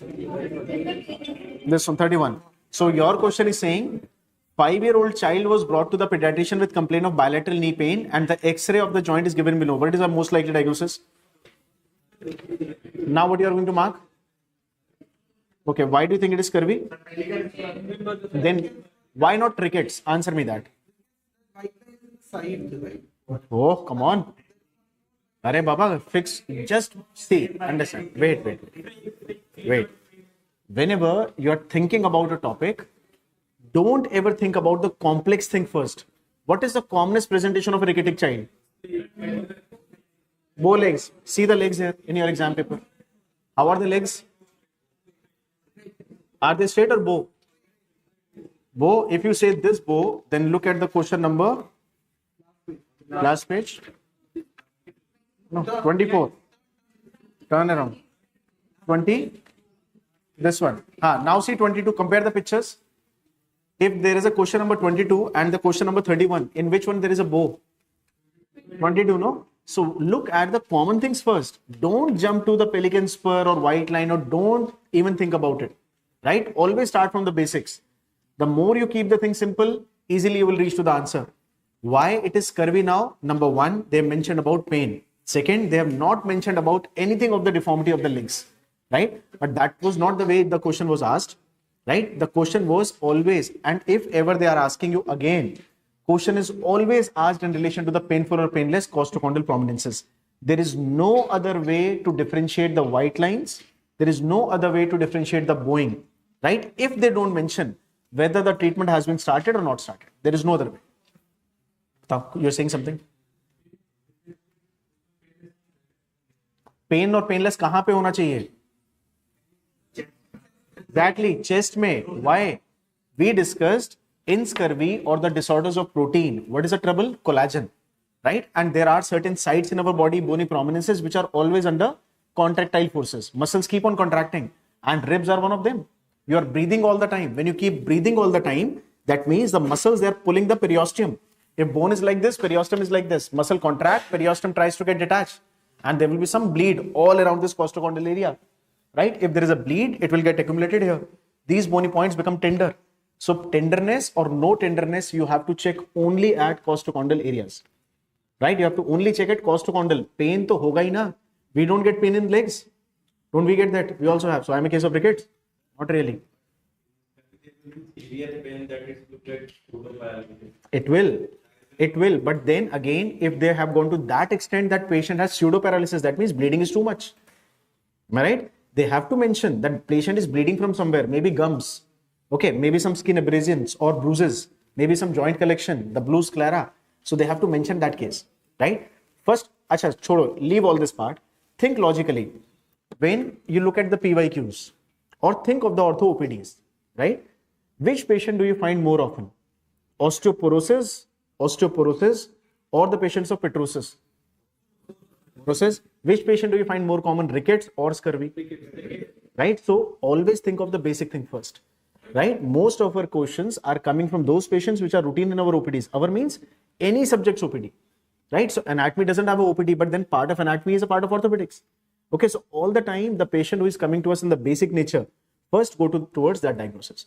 Now here they have not mentioned anything. Only point in favor, like in my paper it is painful. In your question they are not mentioning anything, but they are only saying complain of bilateral knee pain. That's all. Right? If knee pain is there and then you go with the x-ray, yes, there are the pelican spurs, there is a white line. If they don't mention anything, and on the top, legs are not bowed, legs are straight. Okay, if legs are straight, that means disease has started just now somewhere. 6 months, 1 year, 2 years, like that. Not since birth. But rickets has to be a problem since birth, so legs have to have the deformities. Are we on the same page? Everyone? Can take this paper. 26. So I would prefer in my paper, I can mark scurvy. In your too, it can be scurvy. So if it is painful, please go with scurvy. But painful part has to be the costocondyle prominence. Right? Okay. This test, 27. Pen test. Why you should be doing it? Pen test. Sorry. Repeat again, please. Abductor pollicis brevis. Why not longus? Why not longus? That is a red flag. Supplied by? Sure. Everyone. Is APL supplied by radial nerve? Yes, no. Only half are answering. Others are quiet. Where is your APL? Can you see your APL? Simple. Is that visible, not visible? APL, is it visible? Where is it? Sir, kahin to hai. Kahan hai? Snap box. So just turn your hand and just see your APL. This is your APL. The first tendon that you have, this one, is just press it and there are two tendons inside. Right? This depression we have is called as what? Snub box. So the lateral most boundary of the snub box is by these two tendons. Okay? The first one in this sheet we'll have two tendons. The first one is APL. Second one is EPB. Extensor pollicis brevis. So APL and EPB, right? And this is a territory of which nerve? Radial nerve. So APL has to be supplied by radial nerve. And inflammation of these two here will be called as? Oh. Yeah. D. So first word you have learned for everything. First word is D. Decurvains. Everybody can recall? Decurvains. So inflammation of this tendon is decurvains, right? This sheet is decurvains and APL is in the territory of radial nerve. Tell me the third question. APL has got 3 questions for you. One is this, the inflammation part, decurvains. Second one is the supply, that is by radial nerve. And third question is, this muscle APL is getting attached over here. Which fracture it is going to displace? Bennett's fracture. So do remember all the 3, right? Let's write down all the 3 here. Again, so pen test, APB, APL, radial nerve. That is the first question. That is the first question we have. Second, APL's inflammation. Inflammation of the APL will be called as, along with definitely extensor pollicis brevis. It is called as what? The decurvains. It is called as decurvains tenosynovitis. It is called as decurvains tenosynovitis. Right? Inflammation along with extensor pollicis brevis is called as decurvains tenosynovitis. Right? And third question, the fracture it displaces. Bennett is a very potential question for your exam. You should know.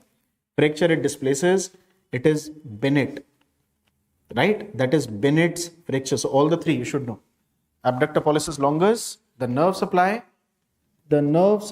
as well as the other 2. Okay? All right. So what I should mark here? Test is being done for median nerve, the pen test. All right. Okay? Done? Everyone? You can recall? Good. Shall we go next? 30-year-old male patient presented with complaint of a gradually progressive swelling around his wrist region for 3 months. Given below is the image of the swelling of the X-ray film. What should be the most likely? So 30-year male wrist joint, 3 months. Okay. Osteosarcoma or clastoma? Giant cell? Why?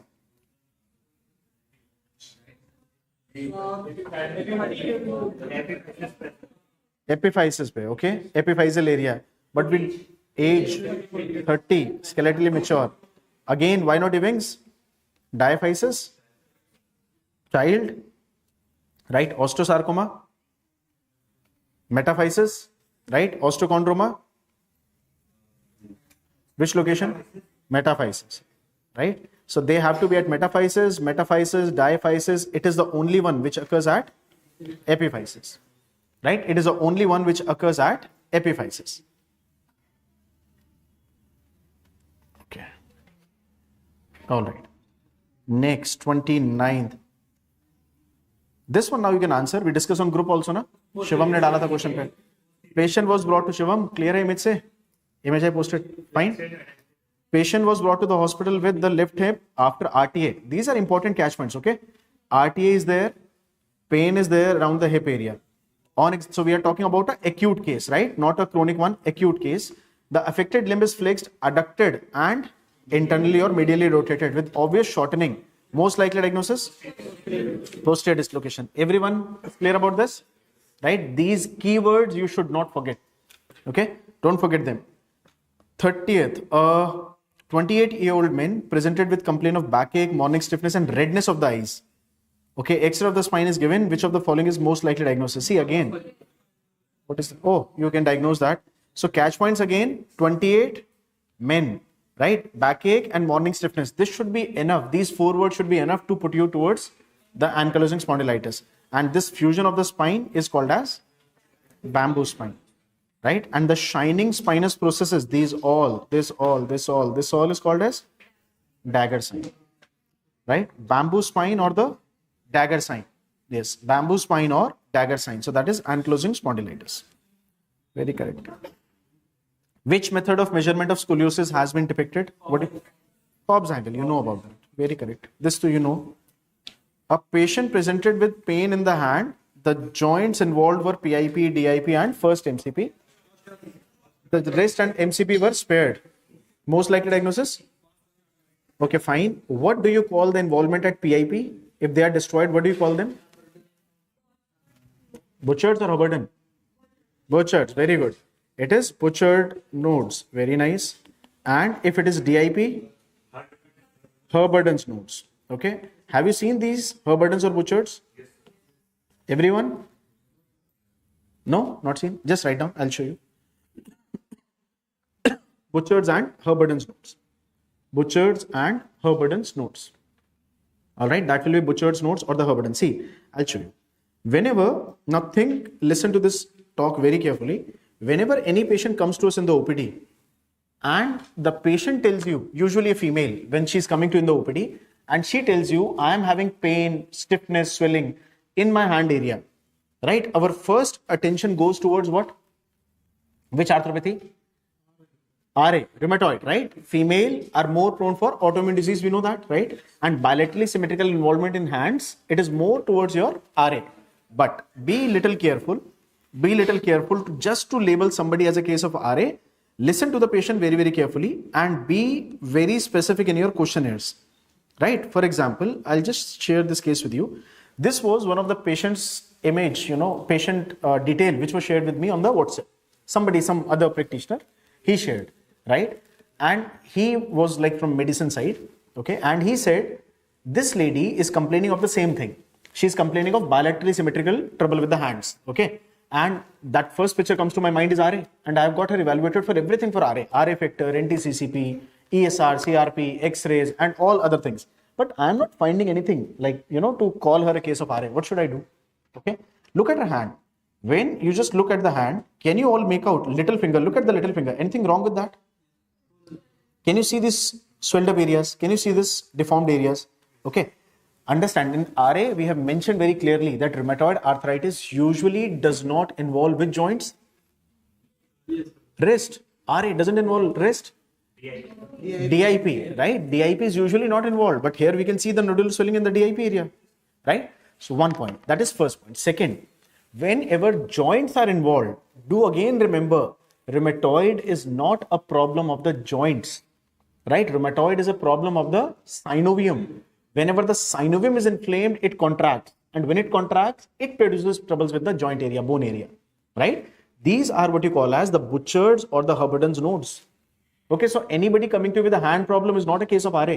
Look at them carefully. If DIP, PIP both are involved, then these are cases of basically osteoarthritis, right? So do remember them. This is how they come. So don't just label everybody as a case of RA, okay?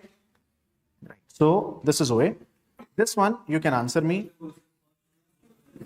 Catch points. No catch points. 55. Female, lower backache, and pain in the lumbosacral. Today morning, I think somebody posted a question, no, in the group that in osteoporosis, which is the most commonest fracture to be seen? Is it like Colles or is it osteoporosis with this one vertebra?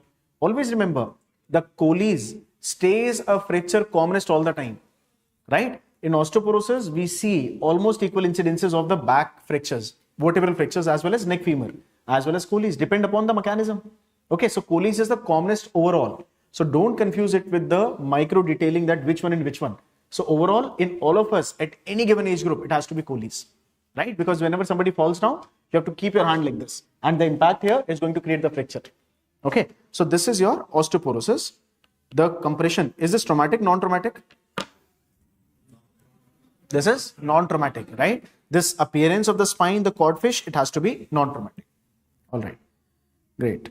Next one, a maid is playing with a child by spinning him, by holding his hand, and few hours later the child starts crying. Pulled elbow. What is the other name for this? Nursemaid's elbow, right? It is nursemaid's elbow. How does it happen? What is the mechanism by which it happens?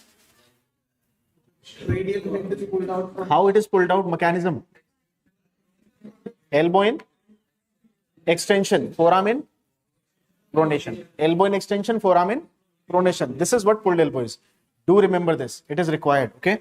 So elbow in extension, elbow in extension, and forearm in pronation. Okay. Elbow in extension and forearm in pronation. Elbow in extension and forearm in pronation, and then you give a axial pull. That is called as pulled elbow. It is axial pull, then we call as pulled elbow. Right? So this is called pulled elbow or the nursemaid's elbow. All right? So do remember how it happens, mechanism. What is the age of your patient? Child means what age? No, this age is specific here. No, it never happens at 1. Your patient will never be of 1 year of age. 2 to 5. Your patient will never be after the age of 5. Your patient will never be less than 1. Right? It will never be there. So these are special points. Do remember, if your question is saying 1 year, don't mark this condition. Before 1, before 2, basically the radial is not even developed. How can you have a pulled elbow? Okay. So age of the patient will be between 2 to 5 years. This is very, very important for your pulled elbow part. All right. That is fine. Now, next one we have, please diagnose next one, 12-year boy. This is a 12-year boy presenting with swelling and pain for 6 months. So acute case or a chronic case? Chronic case, right? It will be chronic case in upper part of tibia. His radiograph image is shown below. Doesn't seem to be of a 12-year, but anyhow, the most likely diagnosis? Brody's abscess. Okay. What is the kind of abscess? What is the kind of infection it is? It is a kind of subacute osteomyelitis. What makes you think it is subacute osteomyelitis? What makes you think it is subacute osteomyelitis?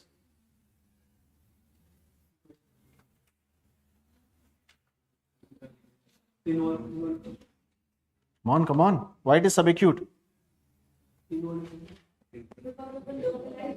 Localized one and again. So what they are telling you? With swelling and pain for 6 months, chronic case. Had it been a sudden severe outburst, it would have focused towards your malignancy, right? Or the acute infections or the acute discharges, like in chronic osteomyelitis, which is not there, right? So this is subacute kind of osteomyelitis. This is subacute kind of osteomyelitis, right? Which is called as Brody's abscess. Now, when you are talking about infection, please tell me 2 answers, 2 questions. What is the most sensitive investigation for infections? What is the most sensitive investigation for infections? I'm talking about infections only, nothing else. And which one?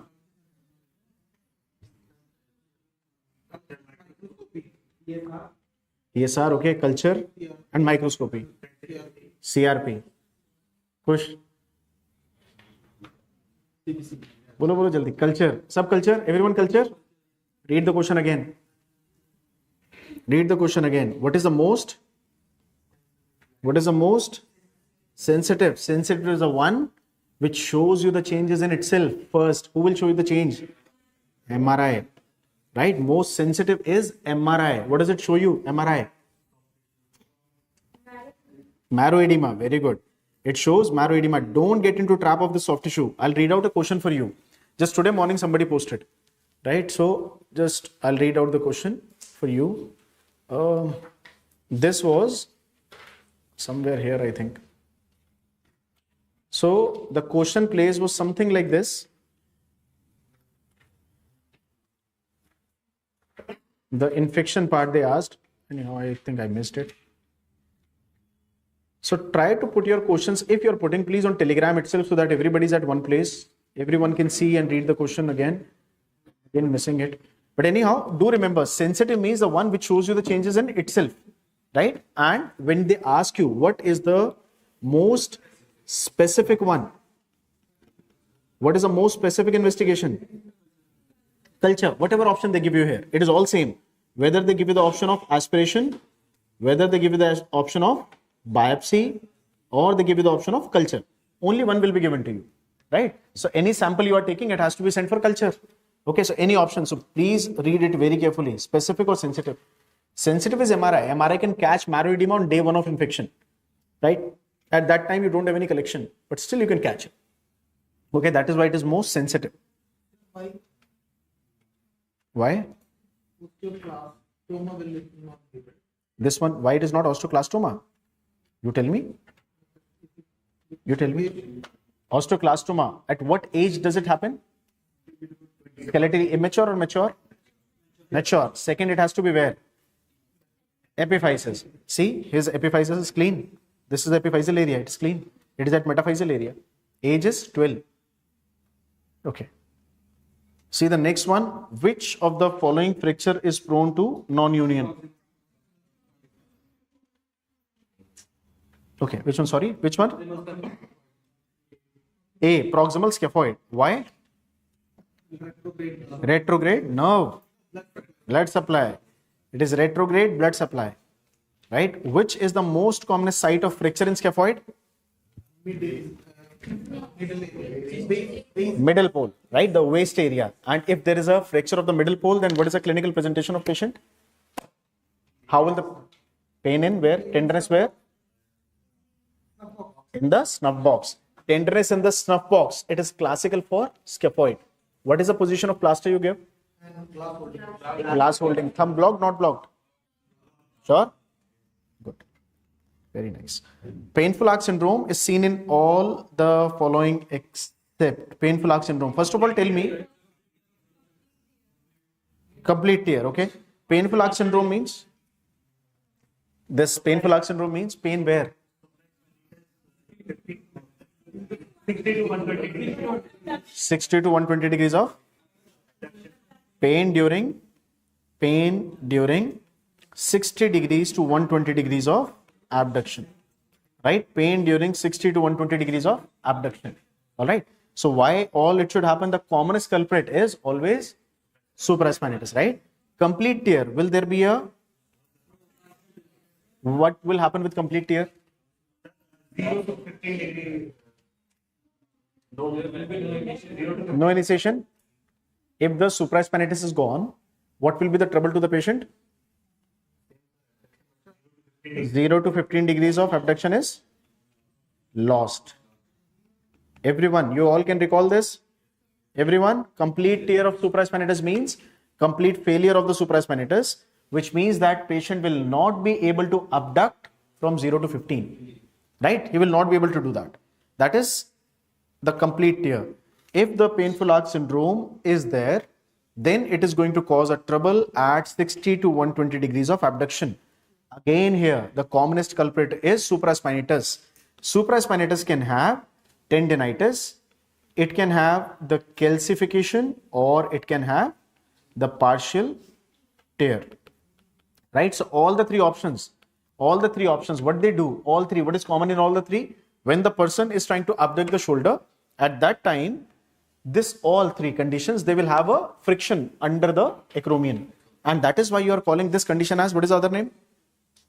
This painful arc, what is the other name? Yes, it is called as impingement syndrome, right? That is called as impingement syndrome, right? That will be impingement syndrome. All right. Tuberosity. Again, you go. What is the attachment on the greater tuberosity? On the topmost. How does it start? Supraspinatus, same trouble again, right? So impingement syndrome or the painful arc is same thing. Very nice. This is repeat, is it? Okay, that is a repeat we have discussed already. 39. The following images A and B. What is A? What is B? A is which one? First one is jersey. What is damaged here in jersey? What is damaged in jersey?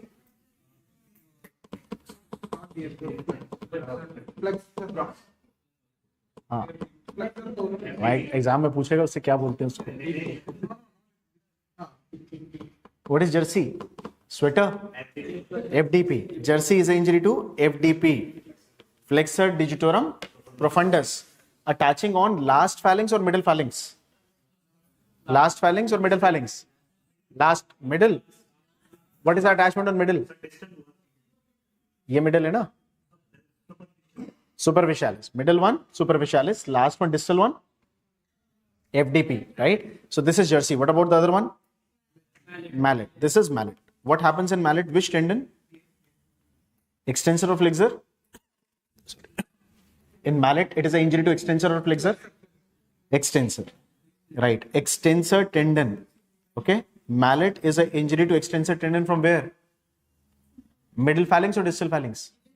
Distal phalanx. Extensor tendon injury from distal phalanx. So what is the option which matches? Jersey and mallet. It is jersey and mallet. Not A, beta. It is D. Which one?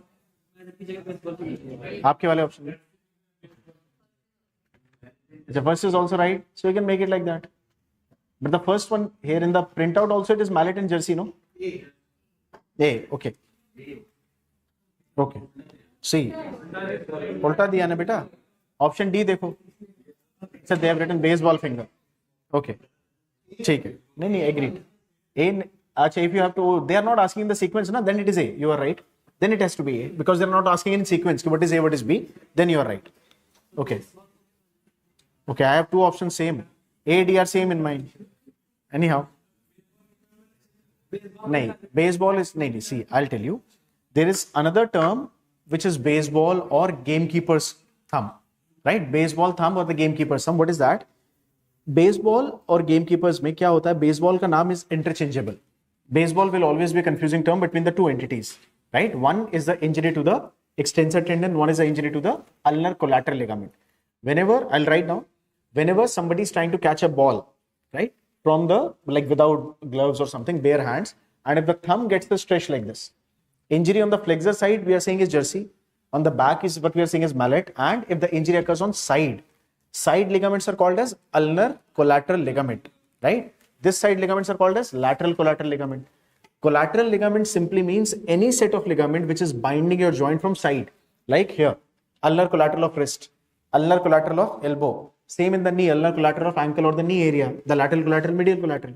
Okay, so when somebody is trying to catch a ball or doing skydiving and they land on the ground like this, so thumb gets a stretch. So this stretching here, it damages the ligament on this side, right? So injury to ulnar collateral ligament is what you call as, you can write now, injury to, I'm writing here, injury to ulnar collateral ligament, specifically of the thumb, is called as the skiers or gamekeeper's thumb, right? Skiers or the gamekeeper's thumb.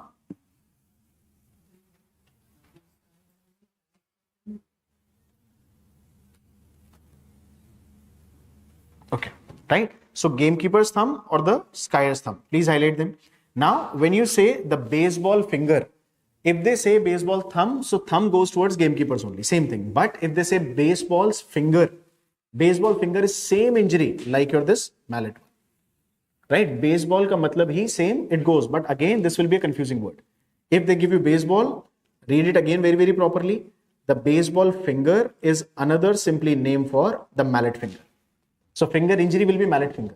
Okay. अब आपका option क्या बना है उसमें? Baseball thumb दिया, finger दिया है.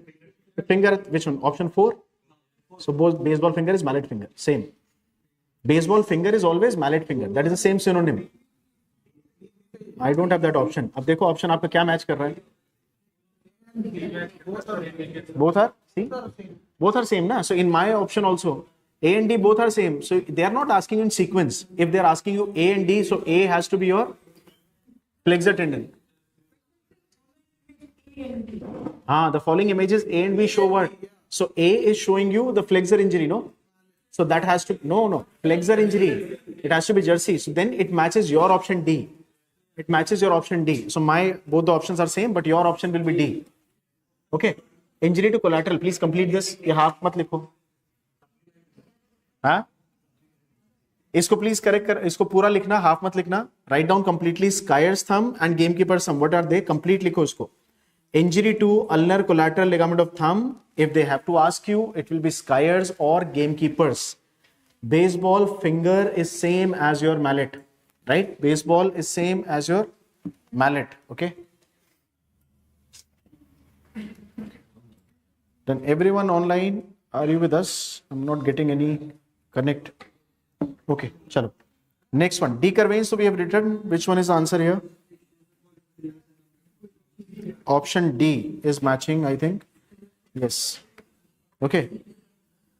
All right. Tell me about 41. This 41 was marked wrong by most of the people, right? When it came in NEET exam, it was marked. It was an absolutely clinical one. And most of the people usually, when they came back after the exam, they told us they marked it little with confusion or wrong. You are an intern, and for which of the following patients you are going to urgently call the orthopedic resident? B. D. Let's change it. Okay, options are changed. So for you, it is patient with recurrent shoulder dislocation. 5 seconds. 5 seconds or 3 seconds? देखो. 5 seconds. Capillary refill time when it is, yeah. बोलो. नहीं 5 देखो see capillary refill time कम होना is good or more होना is good? कम होना is good ना, your capillary is refilling. So if it is 3 is option B and 5 is option D, so I'll go with D only, right? So patient with fractured arm with a long centimeter over, like see capillary refill, vascularity is a compromise here, right? So for you it is option D. For me, which one should be the answer? It is option D. What it is pointing towards? Option D. Compartment syndrome. You know that all of the others can have the recovery, but with compartment, if it sets in, it might have a irreversible kind of phase, right? So my option D is pointing towards compartment syndrome. Again, when you are talking about option A, it is never an emergency. When somebody is coming with recurrence, it's not an emergency anytime, right? Option B is saying fractured arm with reduced capillary refill time. Absolutely, it's an emergency. I must call him, right? But if reduce is mentioned, they are not saying it is already gone. It is reduced, it is maintaining. Okay. Third one, fractured arm with a long 10 centimeter incision. What is that pointing towards? Which kind of fracture it is? Open fracture, again emergency. So open fracture, capillary time getting increased is again emergency, but one with the irreversible change out of the option B, C and D. I know what I can't manage as an intern is compartment, right? For capillary refill, I can try to reposition the limb. I can try to reposition the bone. If the vessel would have been damaged, there would have been no pulsation, right? But they're mentioning that capillary refill is there. Okay, so I can try to manipulate, I can try to get the viscolarity back. All option B, C, D are emergencies, but one with the irreversible change is option D, right? That is why I'll go with D, but for you, it has to be again D for you as well, right? More time of the capillary refill. Okay. 42 I have is most common bone to be fractured in children. Distal forearm. This Colles or the distal forearm, common one, and clavicle is most commonly fractured during delivery of child. That is during delivery of the child. Now, a patient has a history of RTA, okay, and 2 years back, okay, old case, not an acute one, and has developed pain and swelling and discharge. Pain, swelling, discharge. Where are we heading? Which topic? Infection, probably. Okay. Now, at the same site, his X-ray image is shown below. What is the probable diagnosis? Discharge comes with chronic osteomyelitis only. Okay, you all can mark out that very easily. And what is the most important hallmark for chronic osteomyelitis? Sequestrum. How to define a sequestrum? Dead bone, right. It is absolutely dead bone. Perfect. Pathognomic sign for a simple bone cyst? Fallen fragment sign. You all remember that picture? The piece of bone inside the cavity, right? That is the fallen fragment sign. The unicameral or the simple bone cyst. Identify the carpal bone that is most commonly fractured after fallen outstretched hand. A is which one? Scaphoid. It is scaphoid. Very good. What is so special about bone B? Dislocate. So dislocation most commonest in lunate. Fractures most common in scaphoid. All right. Okay. Patient who suffered from an epileptic attack at home presented with pain. Which of the following sign is seen here? You all can make out? Light bulb sign. Which dislocation are we pointing? Posterior dislocation. Okay, so this is posterior dislocation. All right, that would be posterior dislocation. Correct. Everybody can recall epilepsy, electric shock? Everyone? All right. Again, a repeat, I guess. This giant cell you all can make out. 22-year-old male presents with history of RTA. Leg is in abduction, external rotation. What is the cause? Limb lengthening or shortening? Lengthening. So limb lengthening will be there with anterior dislocation of the hip. Which of the following structures are involved in unhappy triad? ABC. What is A here? Anterior cruciate ligament. B is medial collateral ligament. Then medial menisci. Do we all recall the terrible triad? Everyone, terrible triad? Yes, no? Everyone? Yes, anyone with a no, terrible triad? Yes, no? None? So this is terrible triad. All the three components are damaged. So this terrible triad has been your NEET question again. Terrible triad of knee. So all the components which are on the medial side of the knee, they will be damaged. Medial collateral, medial menisci and anterior cruciate ligament. Yes, they will be damaged. Very good. So it is basically option C is best here.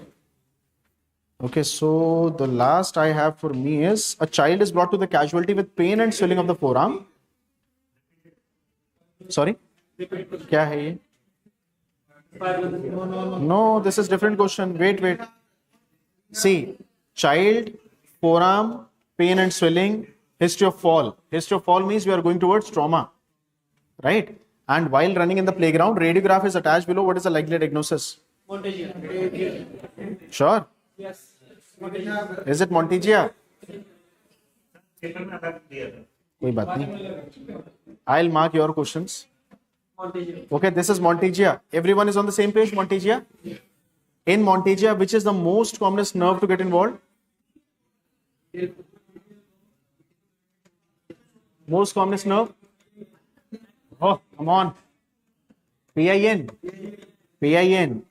Montegia and PIN in, listen everyone. In Montegia, अरे मेरी भी तो सुन लो, थोड़ी मेरी सुन लो, बाद में बताना. In Montegia, what is the component that is causing a damage to the PIN? What causes damage to PIN? Is it the distal part of the ulna or the proximal part of the ulna? What causes damage to PIN? Proximal or distal? Again asking, proximal or distal? None of them. What is the definition? Shaft. Oh, come on. What is the full form or definition of this Montegia? How do you define Montegia? Proximal one third of ulna with, it is a radial head which causes damage to PIN. Right? It is a head of radius, no? Radial head which causes damage to PIN. And if PIN is hit, what is the presentation? It is finger drop. Not wrist drop? No wrist drop. Only finger drop. Okay. So these are 50 questions. which अब अपना paper now you give it to me. चलो लाओ वो वाला देख लेते हैं. अच्छा repeated है कुछ क्या है? कोई बात नहीं, will ठीक होगा. Your paper what you have given will make a scorecard as per your paper, right? And I'll make a answer key for this. I'll share it with you. Okay, so online के लिए online वाला paper होगा. For you will declare a different rank. Okay, चलो. This how many questions are there? 102. I'll take the paper and I'll just make the questions from there. चलो. Okay. So what is the plan? What is the plan for the day? Lunch खाएंगे फिर सोएंगे, है ना? अच्छा चलो. So see, now our plan is like this one. Tomorrow we are going to have forensic class, right? And for forensic we are going to have new workbooks, not the last session ones. So it will be new workbook. You all will be getting it tomorrow morning, right? And everybody should be attending it, because in last session again forensic may say you got some new questions, right? And every subject will be important. Don't miss out any subject. Come and sit in the class. Even somebody was asking me, I'll not name, and I'll just tell you the overall general scenario होता है ना. Sir, this subject A, B and C, they were not okay last time, whether you have read from us or read from somewhere else, wherever. Okay, but my rest of the 14, 15, 16 are okay. What should I do? Should I consider my old notes or make new notes? Make new notes. As simple as that, right? Whatever you feel is not good, do not hesitate to pack it and move it aside, right? Subject is not going to change. Content is not going to change. Questions are not going to change. What is changing is your understanding. Okay. So if your previous subject A was not good with us, with any platform, make it again, right? You have enough time, but utilize it very, very judiciously. Okay. So forensic was a very important, like, key maker or 1 mark or 2 mark, which were like lacking. It would have been from forensic part. But forensic में बहुत कुछ नया आया. So we are getting a new workbook design. It will be with you by tomorrow morning. You'll get it tomorrow morning. So just make the notes very properly, very thoroughly, and keep on highlighting all your new sections and all that which has been updated in forensic part. Okay. Again, after that, we are going to do the same thing. After your class, review the subject, and we are going to have the PCT again. Right? Will this be okay if we go like this with every subject? Post-class paper will be fine. So post-class papers will be NEET PYQs, and cumulatives will be your FMGE PYQs. And then we will add up more clinical questions to that. So cumulative definitely will have more questions. Okay, 100 or 200 depending upon subject to subject. Same. See, my subject I have taken, OBGY ma'am is going to take, right? And whosoever is available. Because abhi after Feb month, we are going to start NEET batches pan India. So faculties will be traveling a lot. Okay. So whosoever is available, जो भी available होगा वो खुद लेगा. नहीं करेगा तो Dr. Aishwarya is with us. She is going to take the session here. But post class test होगा सबका. That is for sure. करना है हमको ये. Right? So be attentive and do attend the class. Like you all have been responding today. Respond in every class. गलत करोगे सही करोगे doesn't really matter. I'm telling you. कोई फर्क नहीं पड़ता. Right? Keep your momentum high that I'm answering. गलत होगा सही हो, गलत है तभी तो बैठे हो क्लास में, है ना? स्टूडेंट है तभी तो सीख रहे हैं. आता ही होता तो हम भी प्रोफेसर बन जाते कहीं पे. Right? So when you are a student, be a student. I am still studying orthopedics. मेरा तो खत्म ही नहीं हुआ अभी तक. तो मेरा भी चल ही जा रहा है. Right? So हमारी मेडिकल साइंस में पढ़ाई कभी खत्म नहीं होती है. So don't ever think कि मेरा सब्जेक्ट पूरा हो गया. Be there in the class and keep answering. गलत होना is the best thing I'm telling you. When you answer wrong here, it will never be wrong in the exam. Exam में these vibes will be echoing all around you. वहाँ गलत किया था तो यहाँ गलत नहीं करना. Okay, so this will happen. So keep answering. And nobody is judging you. I'm telling you. Nobody is there to judge you. कि गलत हो गया, सही हो गया, पता नहीं क्या होगा. कुछ नहीं होता. हम सब ऐसे ही निकले, इसी फेज से निकले हम लोग. है ना? पता नहीं कितने फेलियर्स होंगे हमारे भी. Nobody knows. Everyone sees us at the position we are at today. Right? And nobody knows कि कैसे कैसे कहाँ से कैसे निकल के आए. So it happens with everyone. So nobody is going to judge you. Right? Be attentive and be in the class. Make new notes for whatever subjects you feel like. So we are going to have new workbooks for certain subjects. जहाँ trouble आया था. So we have just done the changes. So images, theory, tables, everything we have added. Okay. So be there. कल forensic में be there. And for the day today again, if you can read your forensic part, that will be great, right? Or else, if you want to do, again make a question paper like, for your custom modules or whatever you want. So do that tomorrow morning. We will not be giving you any codes 7 to 10 wala, but day after tomorrow, kal is day 1 of your forensic. So next day topics for tomorrow, if you wish to know, for tomorrow we have your, I'll tell you the topics. So वो सारे topics कल होंगे. Sir is going to cover up tomorrow will be like most of your basics, legal procedures, new Indian legal sections. This was important this time, Indian legal sections, right? And negligence, sexual offenses, injuries, all mechanical, thermal, cold. So basically injury part, trace evidences, medical legal updates and legal procedure. These are major topics for tomorrow. So whatever you are going to read tomorrow, day after 7 to 10 May, I'll give you the custom code. Review that and revise that before you come to the class. So we are going to have revision twice before you come to next day. So tomorrow, after the end of class, you are going to have the same topics MCQ, quiz on the Telegram. Next morning, again, you will have the custom module of Marwa, right? So topic you are going to read tomorrow, you will revise it twice before you come to next day. Same thing we are going to repeat next day, right? Any other trouble? Yes, Sapna, Soni, sab hai yahan pe. Anything you want to convey to me, just let me know. WhatsApp pe, if you are dropping a message to me and if I am not reverting, please us pe ek aur update dal dena. Right? Because whenever there are messages from institute side, there are 160, 170 groups, वो सबसे नीचे चला जाता है message. Okay, so don't think like we are not ready to revert. एक और top up डाल दो, दोबारा आएगा तो we'll be reverting back. All right. So just keep studying. All good now. So just keep revising. Be active, be alert, and be full of energy like this. Right? Thank you so much, everyone. Thank you, guys. Thank you so much.